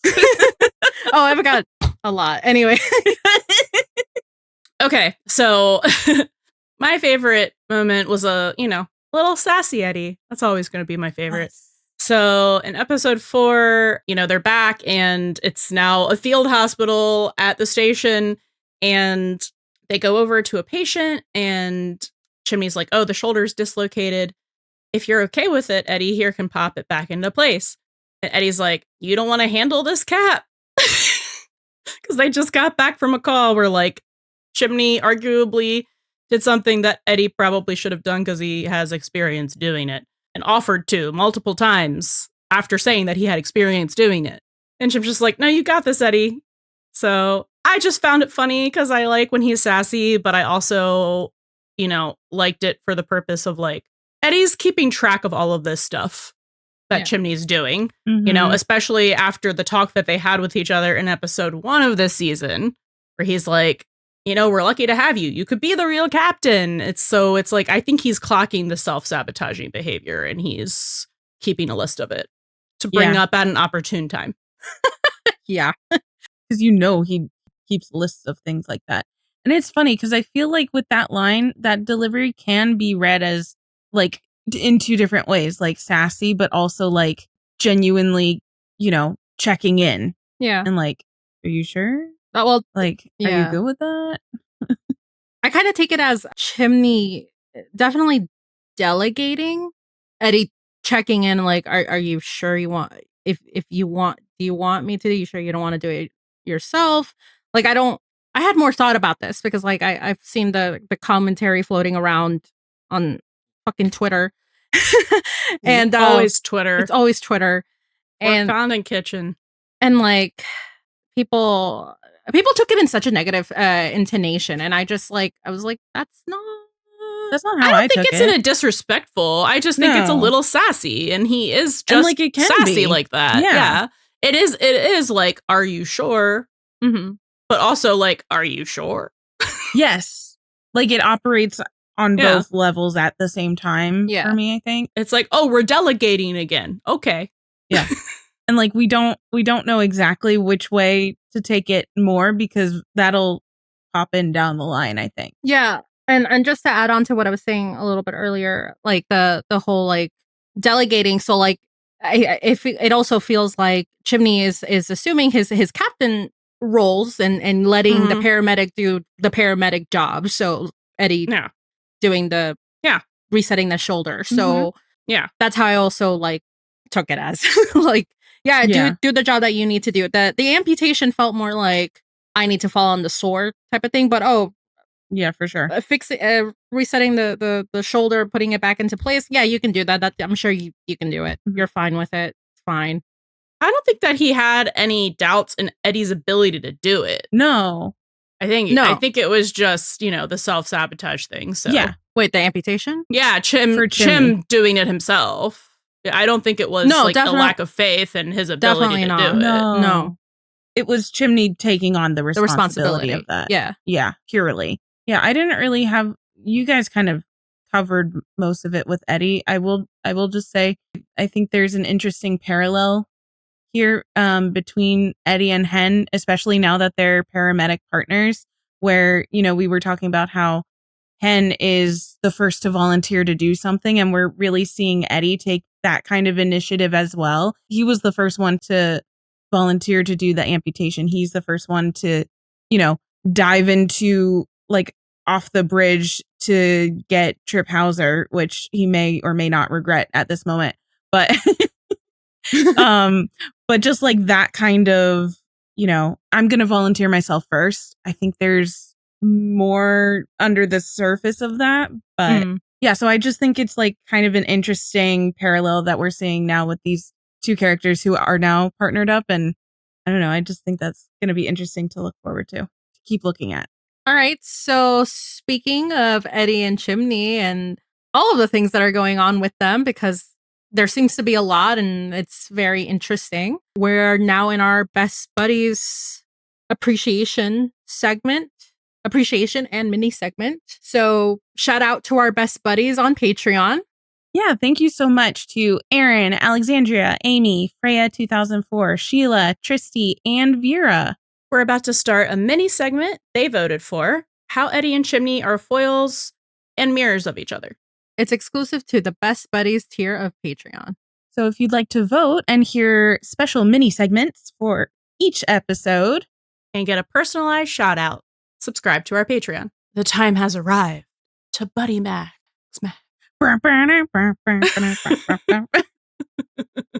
Welcome to the Buddiemaxxing section, or what I actually mean is the buddy minimizing section, self-preservation version.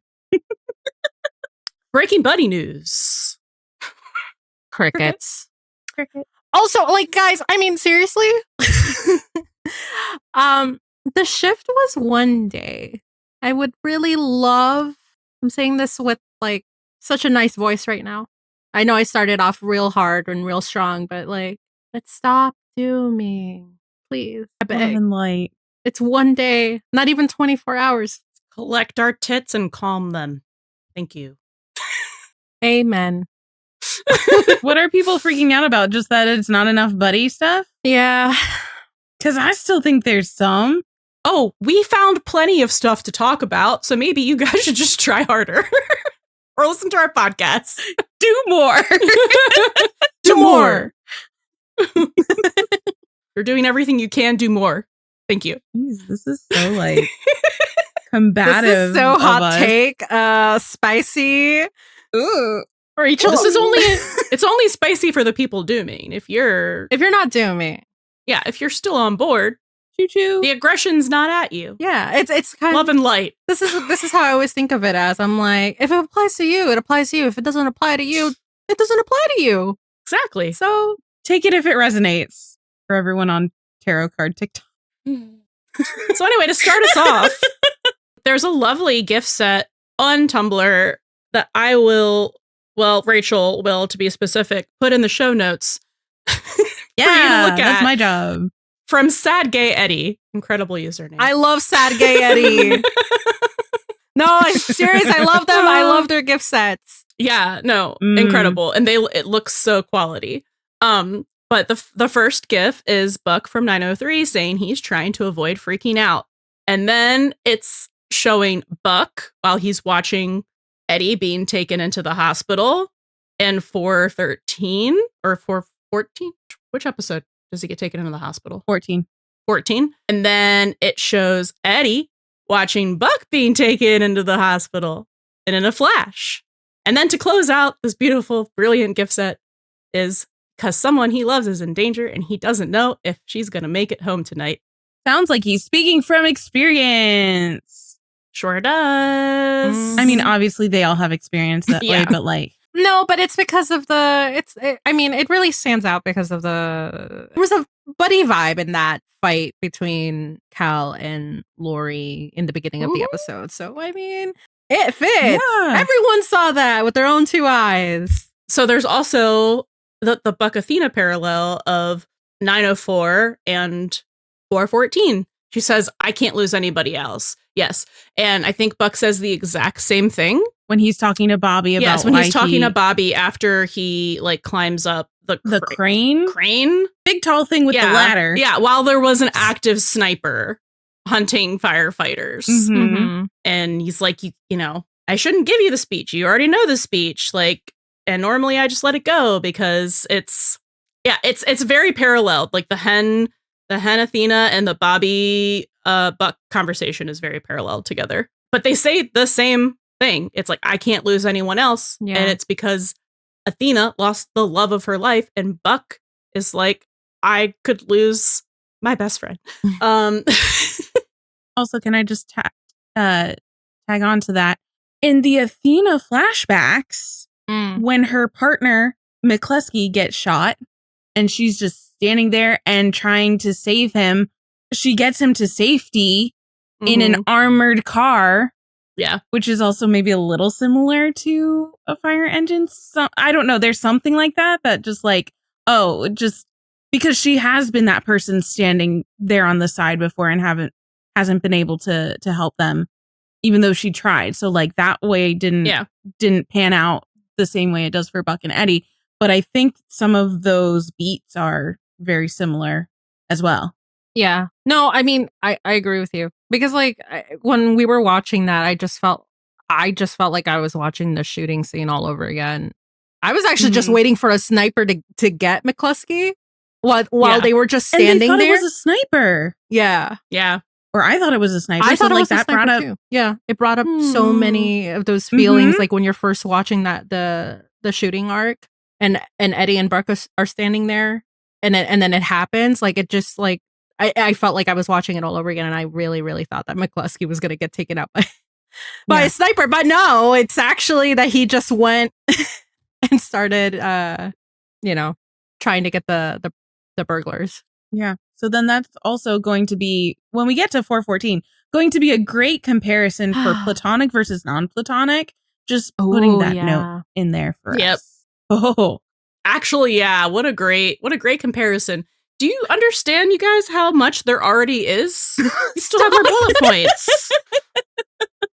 That's why we're the professionals. All right. Actual professional buddy shipper. Oh my God. No, people do pay us. They do. They do. They really do. I keep saying like we're semi-professional, but I'm like, no, we're professional. Anyway, continue. All right. Buddy section. Self-aggrandizing. Alrighty. So again, this is buddy minimizing. Is it though, really? But it really isn't, because look at listen, if we're notorious parallels, for something, it's grasping at straws. But this is not actually. No, these are like actual buddy parallels. Yeah. Because even in an episode, we were like, there's no buddy. We're like, there's buddy parallels. Mm-hmm. There's buddy parallels. And there's tiny little buddy moments, like a brief moment of comfort. Sorry, what the fuck is that accent? I don't know what's up with me today. The British demon, came out. So, a brief moment of comfort with a literal reach. Like, literal reach. I'm not reaching. All right, so, when we're... so, in 904 when we're watching, the descent, Hen and Athena descent back to Earth, Buck and Eddie are I mean, they've been kind of like this throughout this whole emergency, but when they're watching the TV, but they are literally anxiously watching, they're both like this. I know the people who are just listening can't see me, but they're hands in front of their faces, worrying, grimacing, and just their faces are just funny. On the one hand, it's what that whole saying about how couples mirror each other with the same expressions, or they have the same mannerisms, because you kind of see that in 901 when they're doing the when they're trying to bribe Hen into taking one of them to space, and Eddie's doing his weird yeah, well, I didn't need to be told, and then he's oh, so it's a bribe or something like that, when they're both basically telling Chimney, bro, what the fuck, with the certificate in the gift card. But they're doing that head tilt movement. They're also kind of mirroring each other here when they're watching Hen and Athena descent. There's a little moment here. So like Buck, like when the parachutes are out that they're watching this on the TV, Buck says, "Hey, did they made it?" And he like reaches out and like to lightly tap on Eddie's left arm, which you can't really see because it's hidden by Karen, but it's like the tree all over again.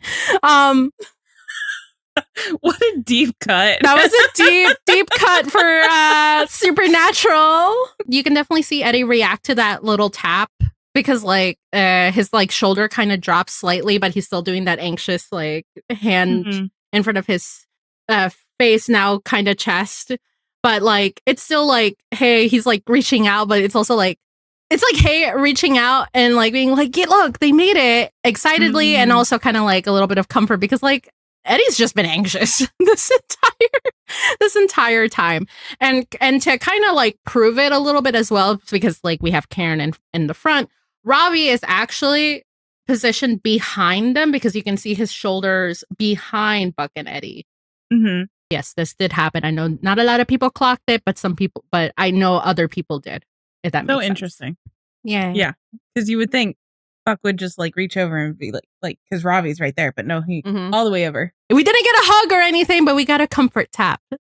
Oh, we also got the elbows brushing, I think in like 901 or some shit like that. I forgot, but like we've got crumbs. Okay, that was 901. Yeah, crumbs. Yeah, there's a lot to really dive into with the Metro car call scene, whatever we're calling it, with like Buck's reactions to what Eddie's doing. I don't know how much we really want to like dive into it, but I just thought it was kind of really interesting that Buck is there and it looks like he's just kind of watching everything happen. He's the one holding Lori in the car while Chimney and Eddie are working on her. At one point, there is a shot of Lori's hand being held, and it would based on positioning. And I have screen caps to prove it if I need to.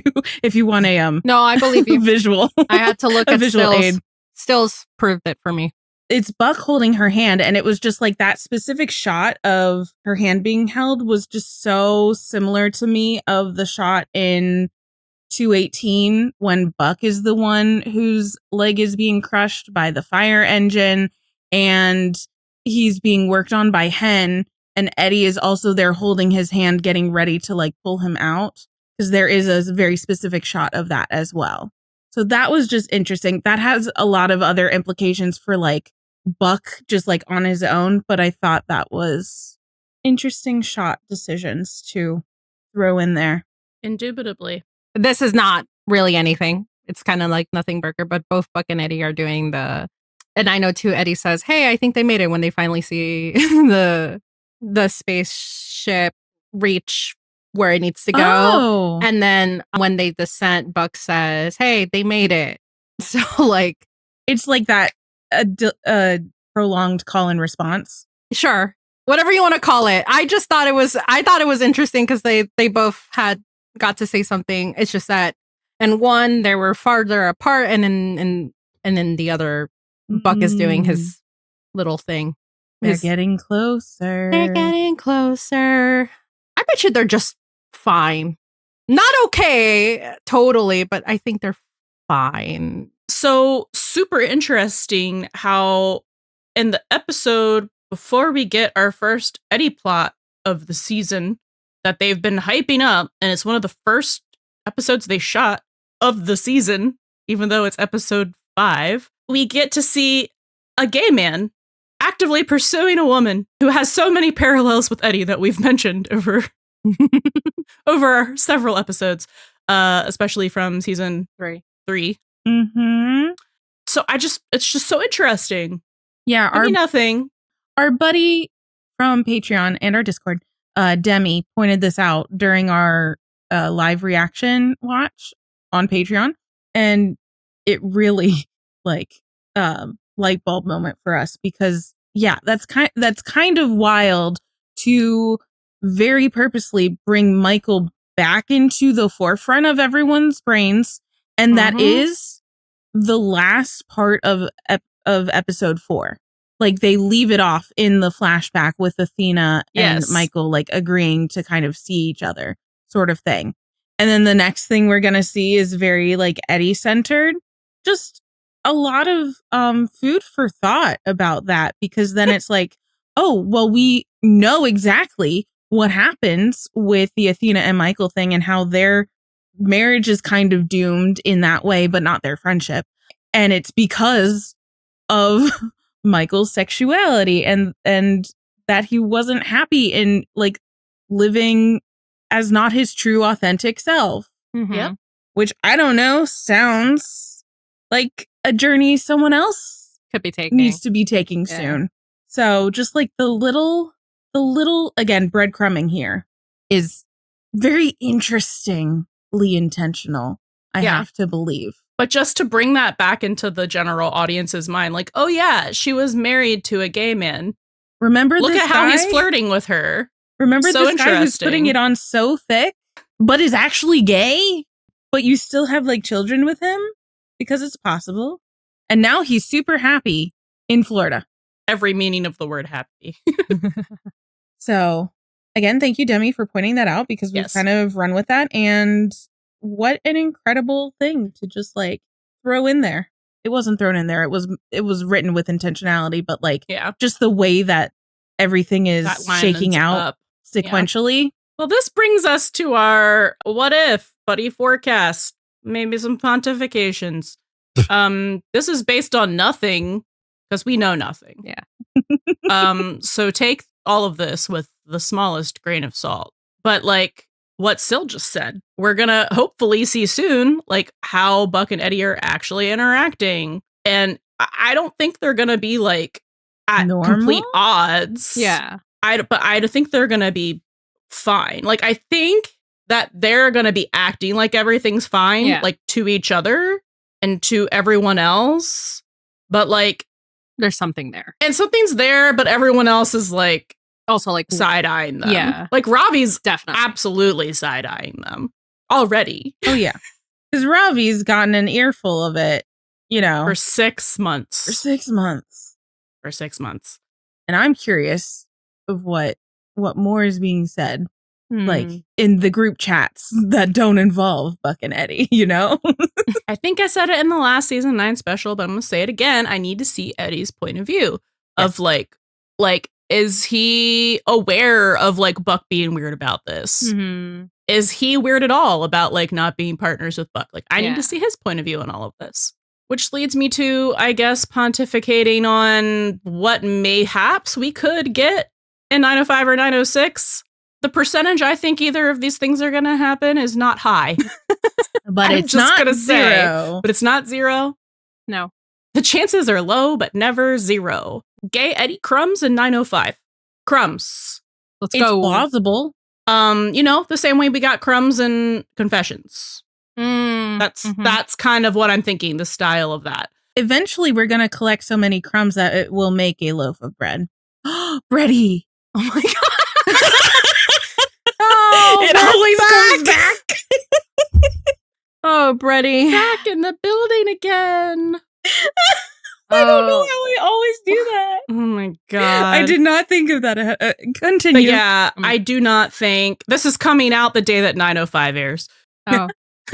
We're so excited for this episode, but we also have the expectation for this not to be about gay Eddie. We expect this to be about Eddie and whatever, like his own journey. I'm assuming the things that haunt him, as is the theme, are facing some demons. Apparently. Allegedly. Which is now a theme for the season, actually, because we've said demons twice. Yep. Yeah. Supernatural 911 crossover. Please. For season 16. But yeah, so like our expectations are like that it's going to be a good episode, but we don't think it's canon. Can lay some groundwork. Groundwork for sure. This is just based on like pattern recognition of the show and just TV shows in general, network television shows. We could be wrong. Would love to be proven wrong about that kind of stuff. And then that leads us to 906, which is apparently our mid-season finale, but not really our mid-season finale, because the season's going to be chopped up into several bits, I think. Mhm. That's different discussion. Yeah. I was like, does that mean we have an A, like a 9A, I and think 9B, we have and an 9C? A, B, C, D, to be honest. Yeah, Mhm. I kind of do too. We'll talk about that later. The alphabet. The third season finale. Sort of a season finale. And we do know that there is going to be a scene with Eddie and Robbie. And we think that this is, we do have part of a script that got leaked for Enhanced this. Enhanced. by Fandom FBI. Yeah. It's like a gym scene with Buck, Eddie, and Robbie as well. And I don't know. Maybe a Buck feelings realization crumb of some kind. Something to push him further in that direction. Listen, we just need crumbs. We just need for both crumbs. of them. Again. We'll collect the crumbs until we make a whole bready. That, sorry. Well, I guess Hen is joking on it. I can't my believe God. I'm going to kill this joke that we came up with in 106. It's a while ago. It was 106. I know. So anyway, that's like the forecast. The forecast is crumbs. Cloudy with a chance of gay.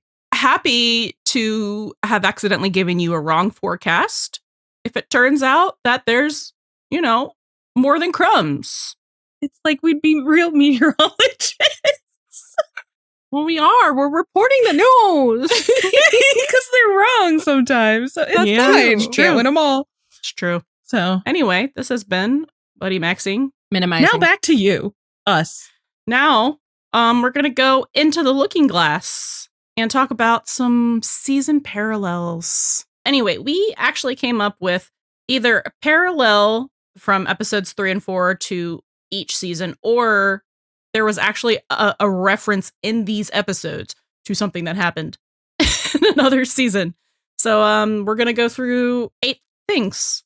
Yeah, it was really funny because we started cooking and then was like, wait, can we come up with a parallel for something in every single season? And we did. We did. Go us. Pat on our back.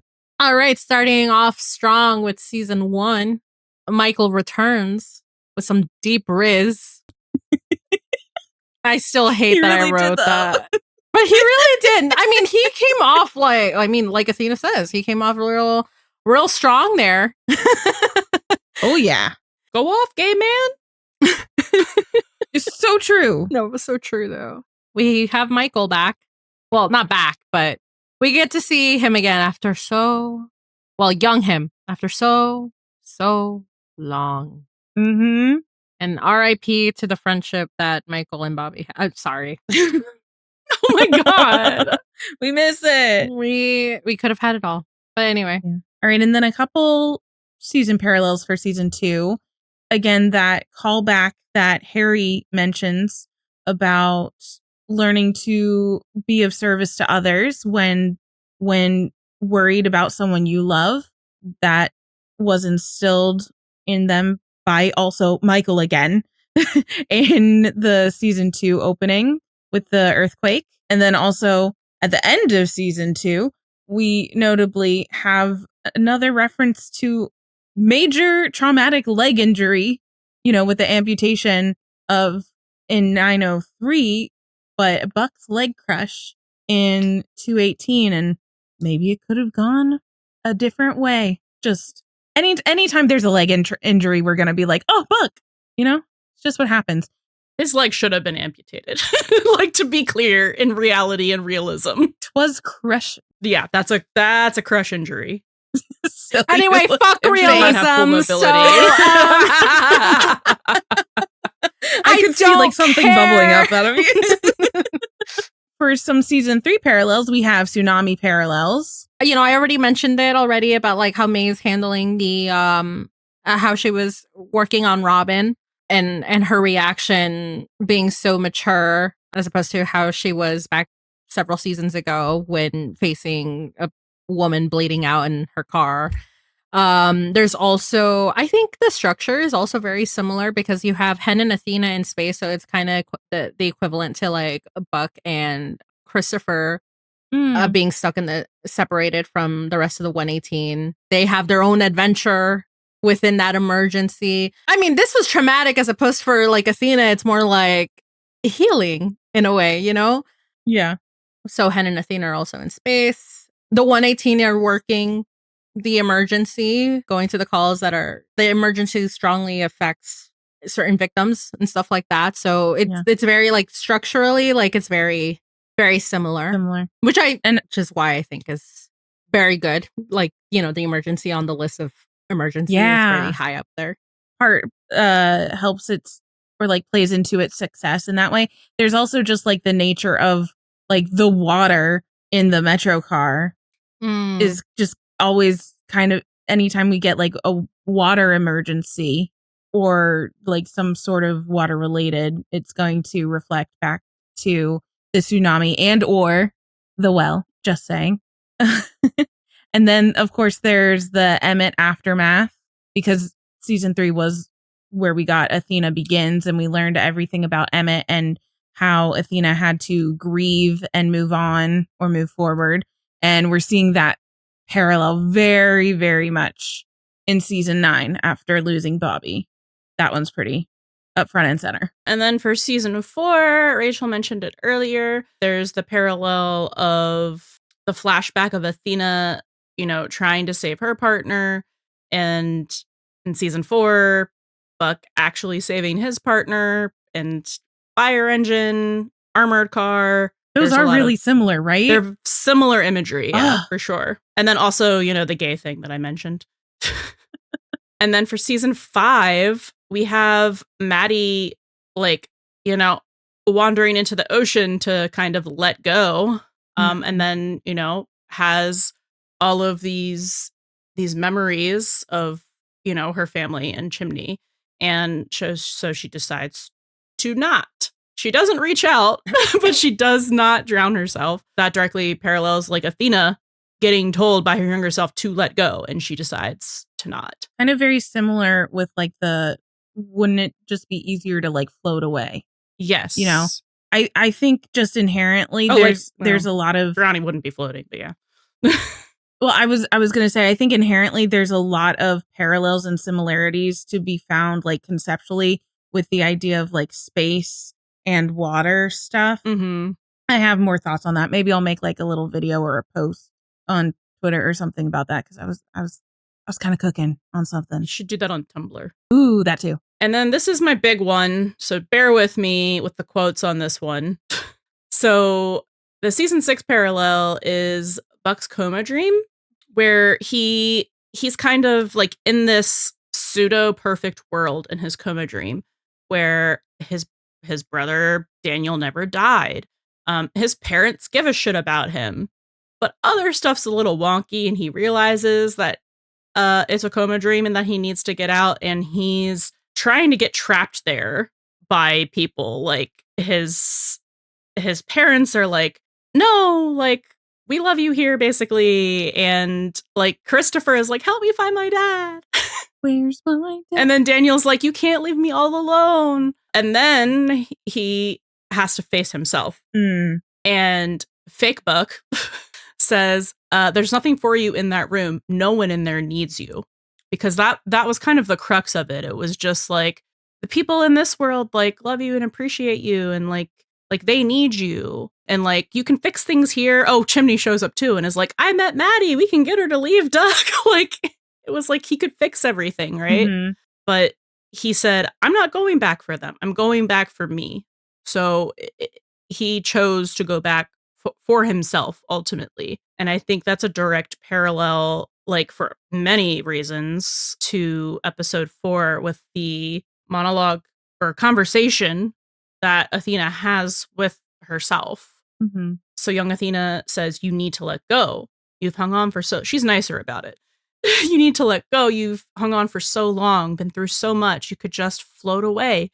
Wouldn't that be so nice? Away from all the pain, all the loss, so much loss. And for what? What's it all been for anyway?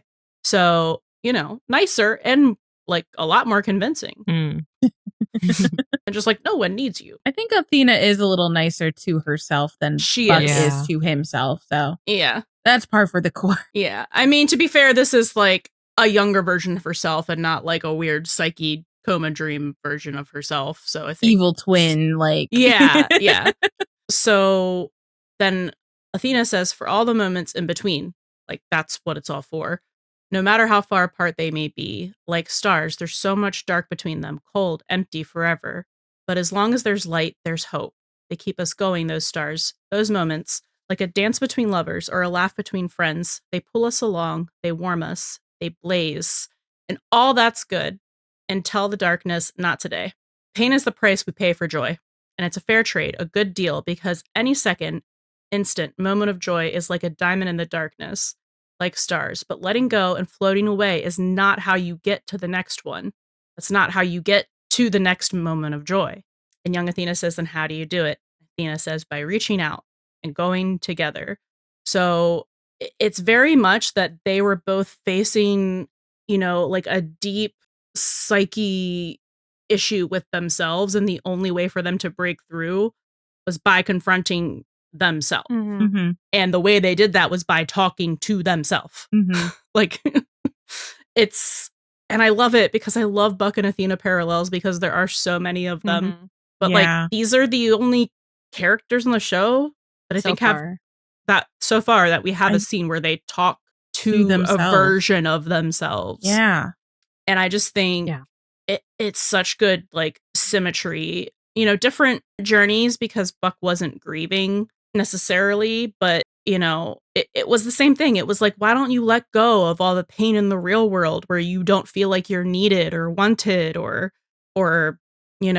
valued, or like you fail, like you couldn't save your brother. And it's the same thing. It's like young Athena saying, why don't you just let go? You've lost so many people and you could just float away and there would be no more loss. Like you could just give up and it would be easier. Like it would be better. And they both chose, to go forward. Buck's journey was like needing to decide to do that for himself. And Athena's was, deciding to do it for herself, but deciding to reach out because that is what she needs. She needs to not be isolated, by herself. She needs to reach out and grab those moments of joy. Yeah. Yeah. You almost got me with the quote. It's like, oh no. I know. Gosh. I'm so proud of myself. I know. I was just like listening to it because like, I don't know that thing about, sorry, this is, but like related to the quote, that line about where it's like, they're like stars, they blaze. Yeah. That I have lots of thoughts about that as well, that I'm just like, I don't know, something about that really like hooked into me. I mean, the whole thing. I need to know like who exactly wrote that line. It's because stars are dead, but the blaze, the light from them lasts for a long time. Billions of years. Billions of years, like eons. So not all stars are dead. No, but like that's the concept. It's like it might be a fleeting moment, but the joy and the feeling and the memory of that like is forever. Goes a lot further. Yeah. Yes. It's something about like ephemeral like quality, like things that don't last forever, but it makes it worth it in the end. Yeah. Yeah. Gosh. Yeah. Whichever of the writers that like did the majority of that monologue, and they could have all worked on it together, but like it's one of the best pieces of dialogue, one of the best scenes of media that I think I've maybe ever seen. Like it's up there. That's going to stick with me, just speaking for myself, for a long time. Do you know, this is going to sound so random, we can take this out. It gave me the kind of feeling that like the really good monologues in Lord of the Rings does. It's all about like humanity and connection and like and something about like the instrumentation that they put there too. That I was just like, when I was rewatching it today, I was like, this is giving me Lord of the Rings vibes, and just like how like transcendental it is. Yes. Like it's like you could take that speech and put it in any time period. And it will ring true Yeah. Mhm. And there's something about, like just the metaphor that was being Mhm. used, I think also just really sings. It kind of reminded me of some of the best or most impactful pieces of dialogue from like Black Sails, which I think is like one of the best, like the best piece of media I've ever consumed.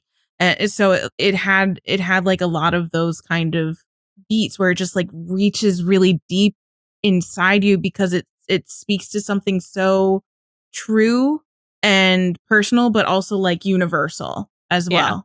Anyway, this has been our love letter to that monologue. It's Back so to good. parallels. I was just gonna add the thing about stars. I mean, when you think about I used to be such a space junkie back at elementary school. I Me was too. reading lots of books about stars and space and whatever.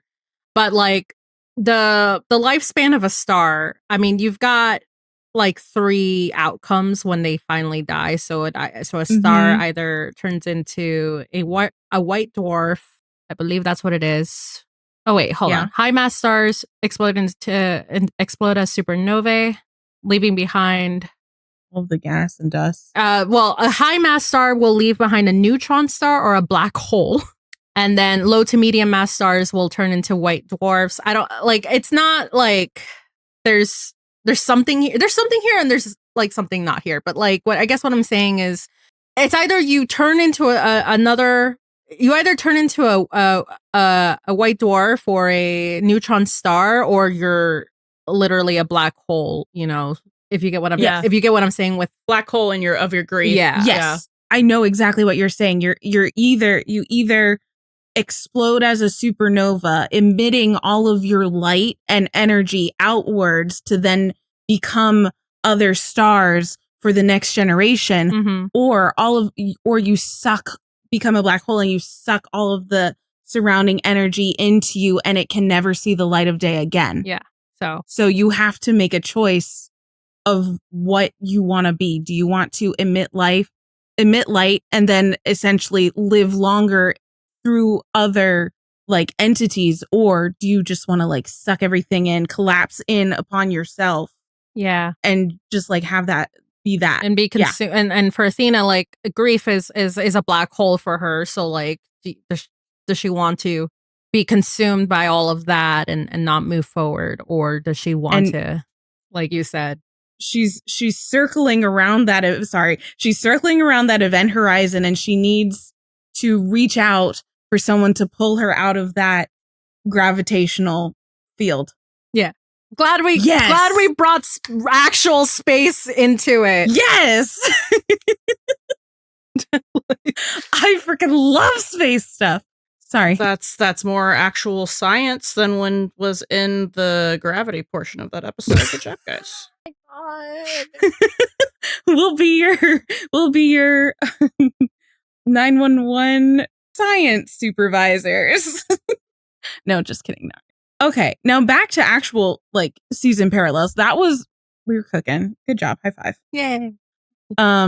So with season 7, there was a mention. Athena said, "Oh, when they got to the ISS, oh no, we climbed aboard a sinking ship," which is true She and would also know all about that. Hilarious. Exactly, because Oh my she's been God. there before.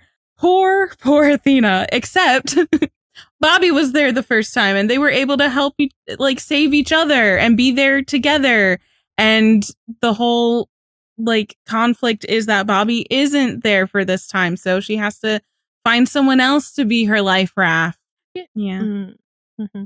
All right, for season 8, we got a Bathena mention again.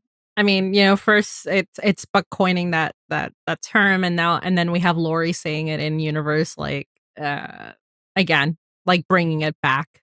I love that that's something that like that Los Does Angelinos. she know that the man who coined the word Bathena was who was holding her hand while she was unconscious? Bro, she met a celebrity. oh my God, it comes full circle. We get a callback from Athena. God, I love Athena. her like comedic She's lines so were funny. so good. a sinking ship, and we also have I only do passenger jets. Like, girl, it's like, I mean, if I was sitting there and she said that to me, I'd also be like, you definitely have a story that you need to tell. Do you know what us. it's giving? What? It's giving, at least it's not a tsunami. Yes. Yes. No, especially when after she released the escape hatch and she's like, this thing is now a convertible. And it's just like, Athena! You know what? I think I would be Athena in these situations. oh, yeah. I would be saying this kind of shit. You gotta face it with humor. No, dude. My plane story, real. I'm sure I don't even know if I ever told my plane story in the podcast, but I feel like I told you guys. I don't react panicky in like situations where I'm about to die. I think I disassociate. So I'm not, I don't know. It's like, it doesn't hit me until later. And if anything, I'll be making jokes or I'll be laughing. Like when they landed and they started laughing, that was me. That's me. Like, that's how I would react. I'm like, we almost died. Like, but anyway, continuing. Okay, and then unfortunately, sad stuff. What a tone shift. So we have some parallels to the Contagion arc. When Athena is out there trying to fix the arm or the Dexter robot arm thing, Athena gets hit. She gets hit with something, right? And then that impact. She's trying to avoid being hit by some debris that's coming, and then she falls backwards into something. I think, into something. Yeah, it's like I don't know. I don't have the words to describe the thing. Something, and it fucks up her regulator. Yeah, her regulator gets damaged, which is parallel to kind of how like Bobby dies in a way, because Bobby's oxygen, there's a tear in the hose, so his oxygen gets contaminated, and that's how he gets infected. So Athena is literally like gasping for air at that point because she's not getting O2. She's not getting proper oxygen flow. And then Bobby is just slowly dying. But he knows that he's in the process. All right, what's next? Well, here's what we know about what's coming next for sure, which shockingly is not a lot. But we do have to look forward to is upcoming. We have episode 5. Dia de los Muertos. Or as we will affectionately refer to it as Días de los Muertos. Thank you. Sorry, I'm so white.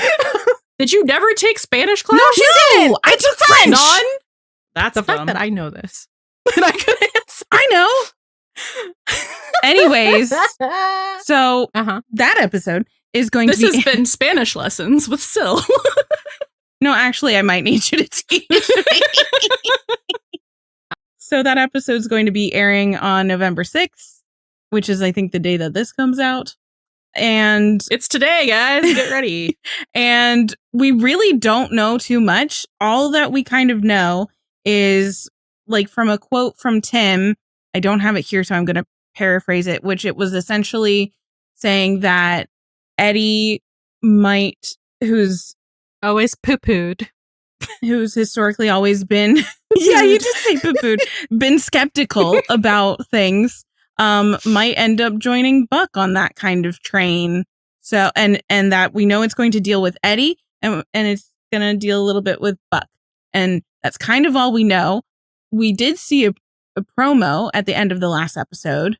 Girl, give us nothing. Like, actually, though, I love when you give us nothing. Never trust the promos. It's so great because then they always try to red herring you. So what we do see, again, not much. We see Buck's house. Our first looks. Yay. At the house. Finally. How did he afford it with his bad credit? Who knows? No one knows. How long has he been living there? Who knows? No one knows. We just see Maddie helping him unpack. Is he unpacking everything or is he just unpacking Halloween decor?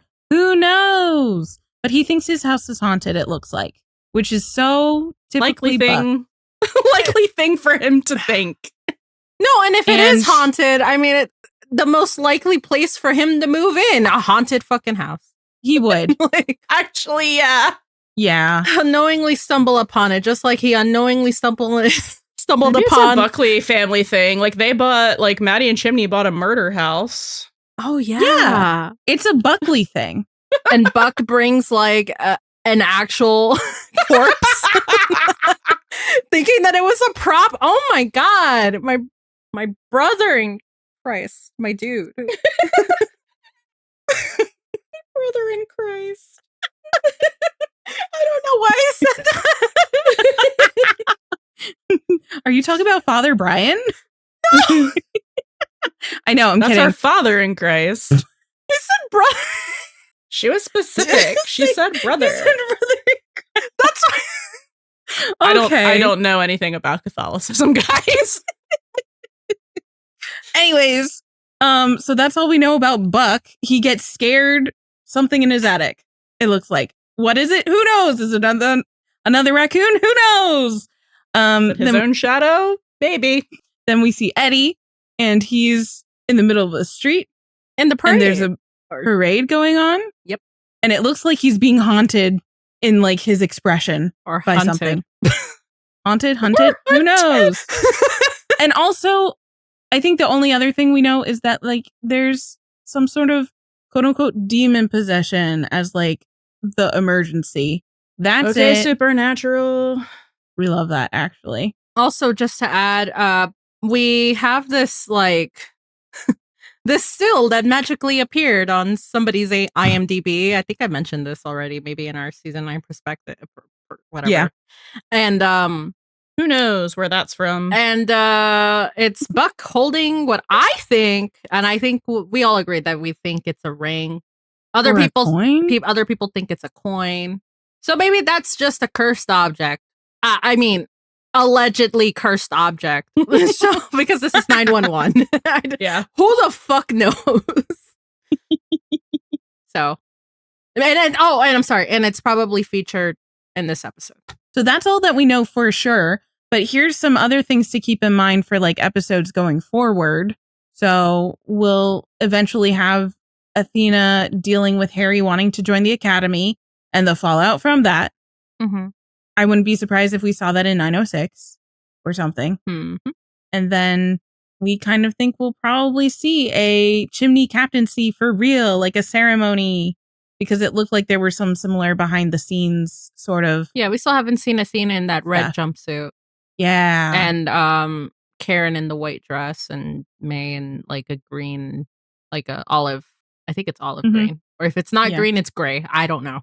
They were making TikToks that day, and that's when they were being interviewed by Good Morning America. Yeah. So we haven't seen that come to fruition yet.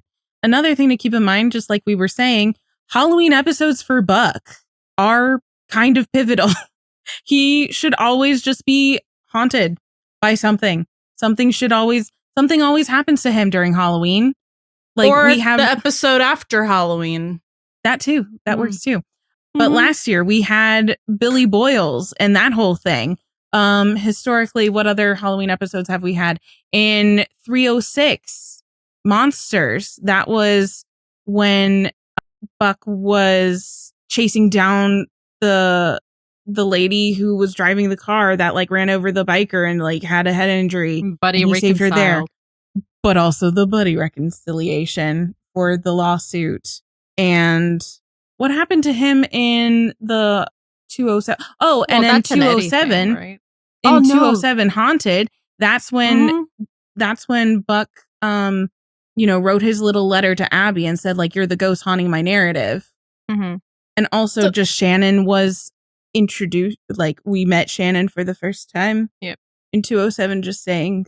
So we have one Halloween episode where he like moves on from someone who left him. And then we have one from last season where it's like predicting that he's going to have a breakup in literally the next episode, which happens. So just keep that in mind. Again, we're not saying these are parallels, but like we will once we get the episode. It always feels like there's something going on. Yeah. For Buck. Yeah. And I think a little bit with Eddie too. Yeah. A few more things to keep in mind. The timey-wimey production code switcheroo Jesus majiggers. Wibbly wobbly. I just want to flip my desk over. I'm so I know. tired. It's okay. It's okay. We know what's happening now. So just FYI, from this point in time, or maybe point in time, unless they already changed it. But at some point, they did on Disney Plus have this have Reentry numbered as episode 5. So back to you. Yeah, because it was Reentry episode 904 was production code 905 because they filmed it after. It's just a whole thing. So if you see anything about the 905 episode for next week listed as 904, don't worry about it. Don't ask questions. Don't ask questions. Just accept it. Yep. But speaking of this next episode, we know pretty for sure that it will be written by Christopher Monfett and Emmy Savard. And Emmy Savard came on board last season and they co-wrote 810, which was Voices, aka the U-Haul scene episode. And I mean, there was more going on in that, but like the car fight. And the car fight, yes. And Christopher Monfett, the last thing we saw from him in 911 is, Eddie Begins. So there's a lot to look forward to put it so like much. Very simply. Emmy Savard also wrote Seismic Shift, which we get Eddie's Avengers moment. Avengers moment and saving fucking Robbie from the building collapse. So I think it's going to be a really good team up. I'm excited to see it. Then we also got news of the fall finale and mid-season premiere dates. So 9A is going to conclude with episode 6, which was earlier than we were expecting. And that's going to be, the title is Family History. It will be airing on November 13th. But the good part about ending earlier is we don't have as long of a mid-season hiatus. So we're going to be coming back January 8th, 907 as the mid-season premiere. And we don't know what that's titled yet, but and there might be a bunch of little breaks because, there's the Olympics happening in February. So we'll probably get like 4 episodes and that's. Yeah. And we assume they probably want to end in May sometime because they always do, like ABC, the network. But yeah, we don't know. Actually, most networks, yeah. But like, I don't care about them. I'm talking about ABC because that's the network we're on. So yeah, there's just going to be several breaks. So just like prepare yourselves. Yeah. I think my current prediction, which is probably wrong because all of my predictions so far have been wrong. I forgot the Olympics were happening, or I could have already predicted this. But I think it's going to be, well, we know it's the first 6 episodes. We're coming back in January. I think we're going to get episodes 7 through 10. And then I think we're going to be gone for a month and come back for 11 through 14. And then break for an indeterminate amount of time. For like Easter. And then come back. And do the last like 4 episodes. Do the last 4. You sound like you're running a marathon. And do the last 4. Yeah. So it's probably not what's going to happen, but just keep in mind, keep us in your thoughts and prayers or whatever you do every time you see a schedule change, because our Google Calendar for recording release gets fucked. Yeah. So like, we don't care really, like no. Narratively as viewers, I'm fine. Yeah. Narratively, we don't really care when the hiatuses are because there's going to be 18 episodes either way. We just care because we try to stay on top of our schedule. And as it's podcasters, hard. It blows. Yeah. Blows. So ABC, if you want to hit us up and let us know the schedule is, we won't tell anyone. Just keep us in your thoughts and prayers. Please. When they announce like, there's going to be a break. And we're like, what? Or you know what? Can you just like, I don't know, give us the... Like, I liked what they did at the beginning of of this season where they kind of gave us like a schedule for the month of October. Yeah, I did too. Do that again. Do more. That again. Please. Please. Thank you so much. Anyway, so that brings us to We do have some episode title leaks for 908 and 909. 908 will, Allegedly. yes, because it could change. 908, from what we saw from the script leaks, is titled War. And 909, also from, I believe, another script leak, because I actually don't really know. Probably from another script leak, is called Fighting Back, which these two titles really go together. So guess what? It's potentially another two-parter. And also keep in mind that those episode codes may not directly translate to which order of the episodes are airing. That too. So grain of salt, very large grain of salt. And by script leaks, we mean like someone who took a picture on set, either like with fans or like behind the scenes, that people like zoomed in. And it was just accidentally lying around. Raise your hand if you miss sequential filming. Yeah. I mean, I understand it. I get it. I understand. I really do. I get it. Especially having to kind of not experience it, just being able to get a little vicariously. No, but getting that, I've mentioned it already, and I hate doing that because I feel like I'm bragging. But like having to hear it firsthand with that studio tour, the Warner Brothers studio tour, having to hear like how it's all location based and all scheduling and all of that. So, and it's LA, so you really do need those permits and the timing of the permits and the scheduling of the actors and all. It's a whole thing. So this brings us to our wish list. So for the wish list, I did talk about this in our Best Buddies segment. If you want to hear about all of our thoughts, you should really subscribe to our Best Buddies tier on Patreon. But the culmination and conclusion of that was like, basically, if I can't have Captain Eddie or interim Captain Eddie, give me Lieutenant Eddie. Because like, I think it's perfect with how he's been framed with Chimney, whether it be a foil or a mirror, especially during this opening emergency. And how like, basically he's been like kind of keeping an eye or pushing Chimney to be the best captain that he can be, especially when that Chimney's imposter syndrome hits, which has been consistent throughout these first couple of episodes. He really does have that imposter syndrome. And I think Eddie's there to kind of just give him a little nudge in the right direction. Or it feels like he could potentially be like Chimney's right-hand man. Right-hand man. Gotta get your right-hand man back. Exactly. Yeah. Which he kind of More did. Hamilton. When you think about it. Because he kind of did. Because he's like, you're not going to El Paso. Sorry, I full circle. There you go. Yeah. Good job. That was a preview for the Best Buddy segment. And if you really, like I said, if you want to hear more about it, subscribe. We were cooking. Yeah. That was actually really interesting. We're always cooking in those segments. And then I'm like, damn, too bad people can't hear this if they're not in the Best Buddy tier. I know. And then I'm not even like saying it as like an advertising ploy. I'm just like, no, oh, like damn, you actually said smart shit. Yeah. And I'm upset we can't share it. That was my moment. You were shining. You were. I was like, if you want to hear Syl talk a lot in like 25 minutes. This is at Jill. I know you're hearing me. You want to hear me talk? Is this a call out that everybody can hear? God. This is a call out, but she called me out. This is the most I've ever heard Syl talk. We were like, damn. What was that for Eddie Begins? Yeah, that was for Eddie Begins. Yeah. I'm not going to forget that. I'm a Scorpio. And it's not really like a grudge or anything. It's just kind of like, okay, you called me out.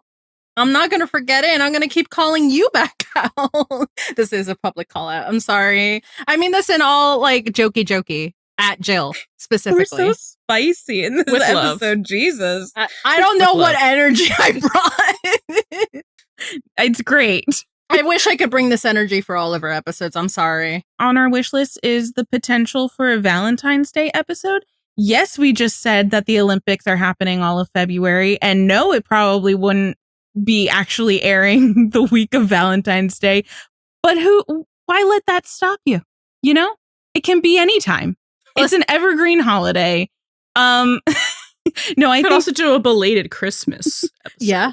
Also fine. I mean, I was really gunning for a Christmas episode, but if we don't get that, I'll take a Valentine's Day episode. And I feel like if somebody has a feelings realization Mhm. We really need that Valentine's Day episode because he is notorious for having a Valentine's Day episode. Anyway, continue. Yeah, I was just going to say, I think there were some ideas and rumblings of that because I believe Melissa O'Neill, who is on The Rookie, was like said something on a carpet about The Rookie potentially having a Valentine's Day episode. I don't know if that's confirmed or just like still rumored, because they're coming back in, I think, January as well. So like, yeah. So, you know, who's to say they couldn't have a Valentine's Day episode that doesn't air on Valentine's Day week? And same for us, you know? Yeah. There are no rules. This is a wish list for a reason. You know, it's not likely, but I need two things that are related to each other. I need Eddie to accidentally lure drop either by accident or just like casually to fuck with people that he did ballroom dancing. yeah. Like on a call. Yes. And then I also need to see him do another dance. Yes. He can even wear pants this time. It's fine. Can we have another crossover, but this time with Dancing with the Stars? That would be a perfect opportunity. Oh, like a call, Yes. like at Dancing with the Yes. Stars. Yeah, Actually, that would be great. Kind of like what they did with The Like with Bachelor in season 7 with By Buck and Bewildered. Buck, Bothered, and Bewildered. Hey, Tim, I'm being so for real. During our live stream after 904, I believe it was our buddy Asha. Asha, who made a really great suggestion that we also kind of just ran with. They said, what if Buck moved into Shannon's old house or Shannon's mom's old house? And we were like, oh my God, because one, of course, that's just his luck.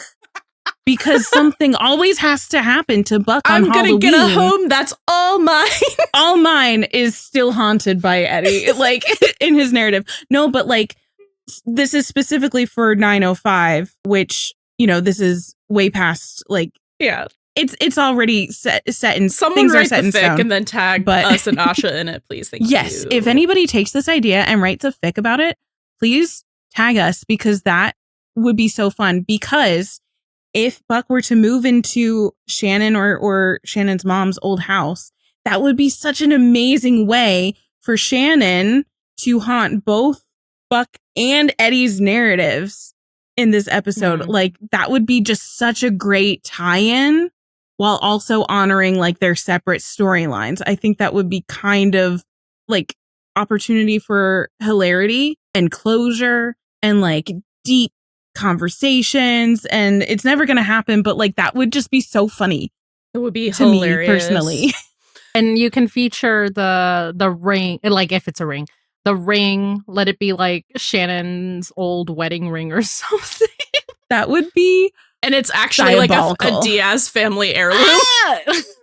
that would be diabolical. No, Again, because like Buck shows it to Eddie. A Diaz family heirloom. Like he finds the ring and he puts it on, and Eddie's like, "What are you This is doing missing with for, with my grandfather's ring Oh. or my grandmother's ring?" And he's like, "What? Like, what do you mean? I haven't seen this since I haven't Shannon seen left. this since Shannon left me."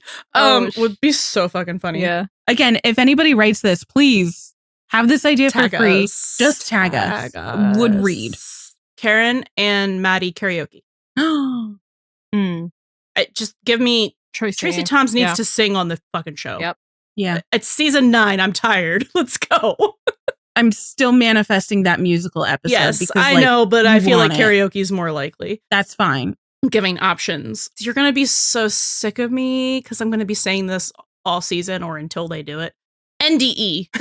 NDE. And you know what? You guys have already started laying the groundwork to like foreshadow either another sniper or getting hit by a car. So like, let's do it. I saw a white shirt on set. Everyone was like, oh no. And I was like, I'm so excited. Cover it in Buck or Eddie's blood. Let's go. Hey, he's wearing white. NDE. He's wearing white and Oliver's wearing red. Ryan's I'm wearing just white saying. and Oliver's wearing red. Uh-huh. So Let's go. we don't know what episode that's for, but I'm just saying it's actually not fair that Buck knows what Eddie's blood tastes like and Eddie doesn't know my God. what Buck's blood tastes like. Oh, positive. We could just even the score there. Uh-huh. Just saying. I'm not disagreeing with you. Just the way that you presented it was wild. I know. That's why I said it that way. You're welcome. Kind of circling back to the musical episode, that's probably not going to happen. But the way I picture it, say that. No, that's how we neg them into doing it. Oh, yeah. But you won't.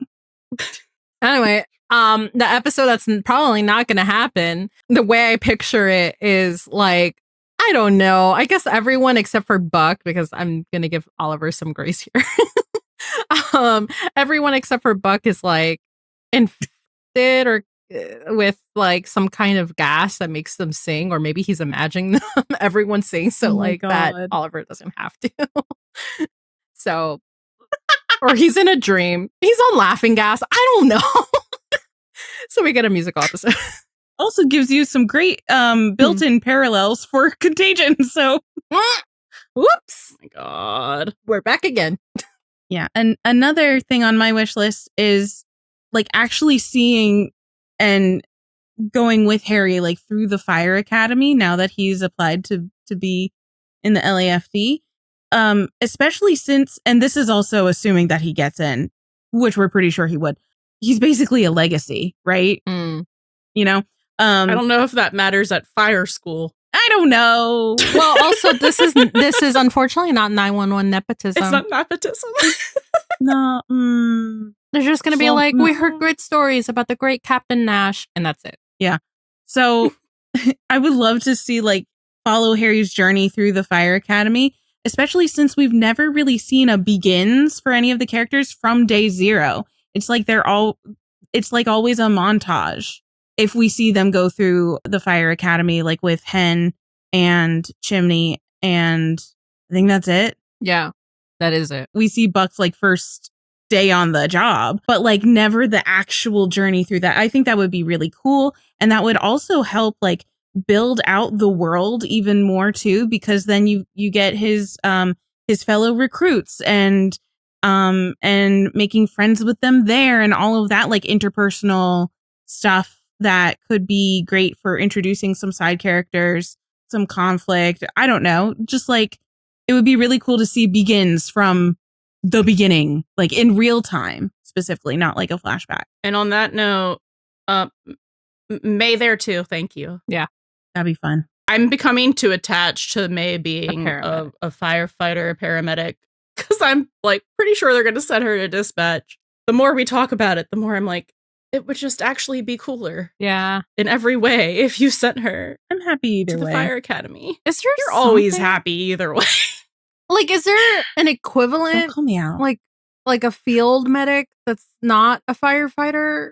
That, like, I don't want her to be. I mean, there's ambulance companies that you can work for as a paramedic and not be a firefighter. Okay.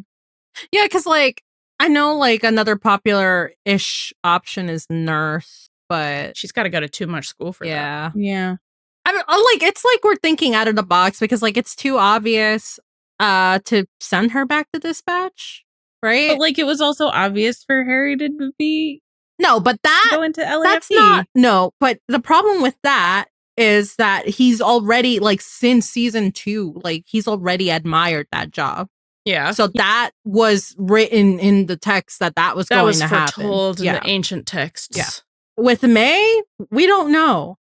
Yeah. May has never really talked about like what she actually wants to do. No. Like we don't even know what she's in school for. Nope. We have what Athena thought that she could have done, be a journalist, be pre-law, but like we don't know I don't think we know what she wanted to do. Yeah.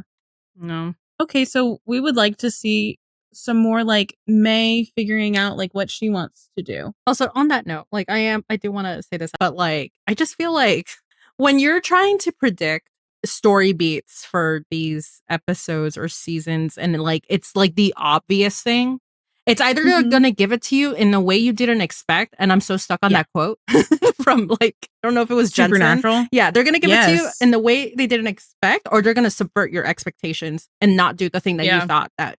If it's too easy to predict, it's not gonna happen. I think that's how I'm taking a lot of it, probably like 60, 75% of the time.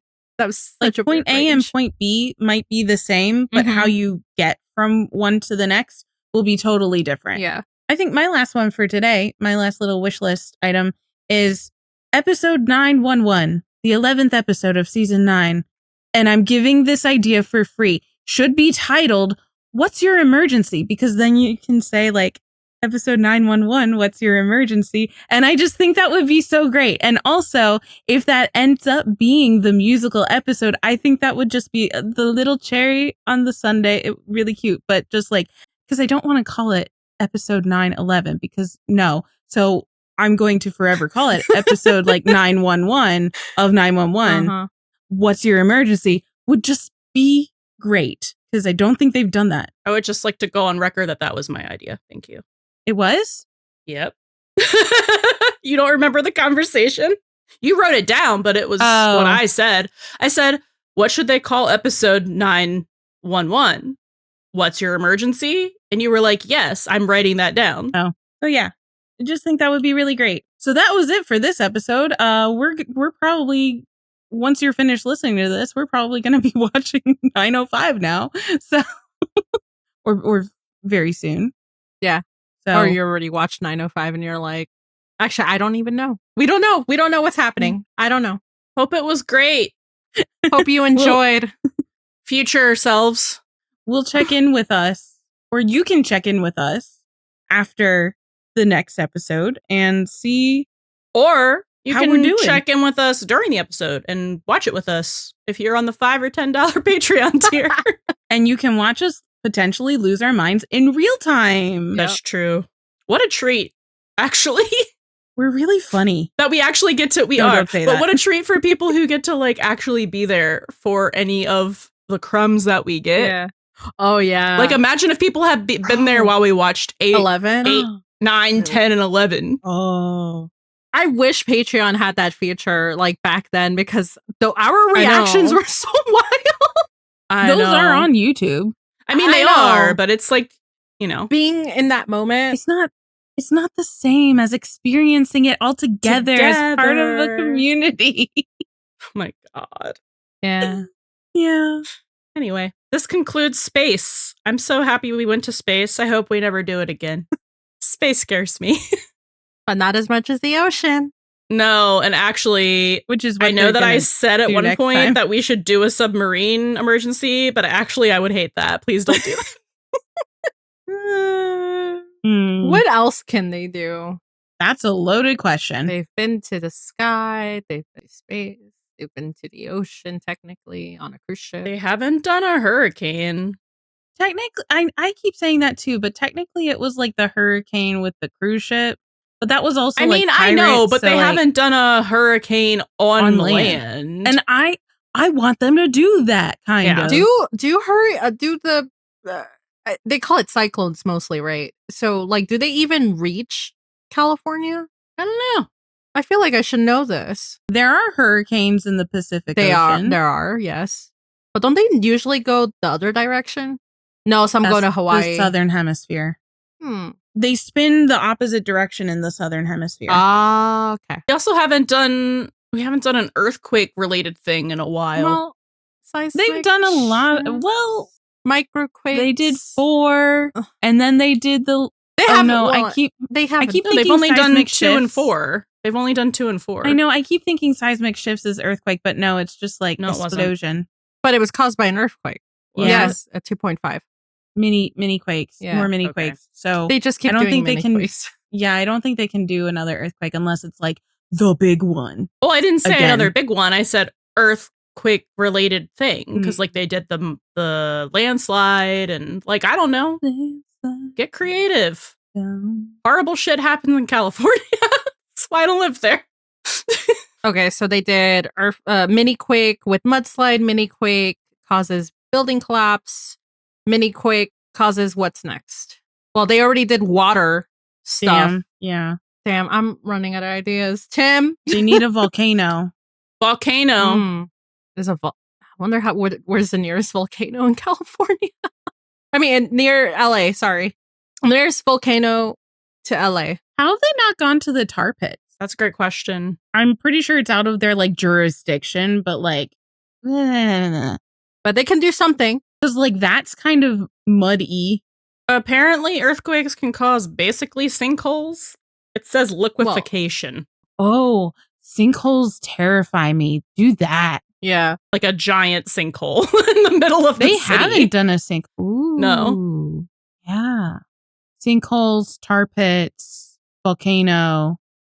Well, first we have to research if there are any 1970s disaster movies about any of those. So, and then we can like narrow it down in Tim's big binder of like disaster movies. Yeah. That's a great idea. That's what we need to do. Remember, don't go on a spacewalk. But if you do, Take a buddy with you. Thank you for listening to the Buddy System Podcast. Can't get enough of the buddies? Subscribe to our Patreon for access to our Discord community, full reaction videos, and even more exclusive content. and if you really want to make our day, leave a 5-star review on Spotify or Apple Podcasts. Please come yap with us on your favorite social media platform. We're at Buddy System Pod everywhere. That's BUDDIE System Pod. Catch you next time. And don't forget, Bring a buddy with you.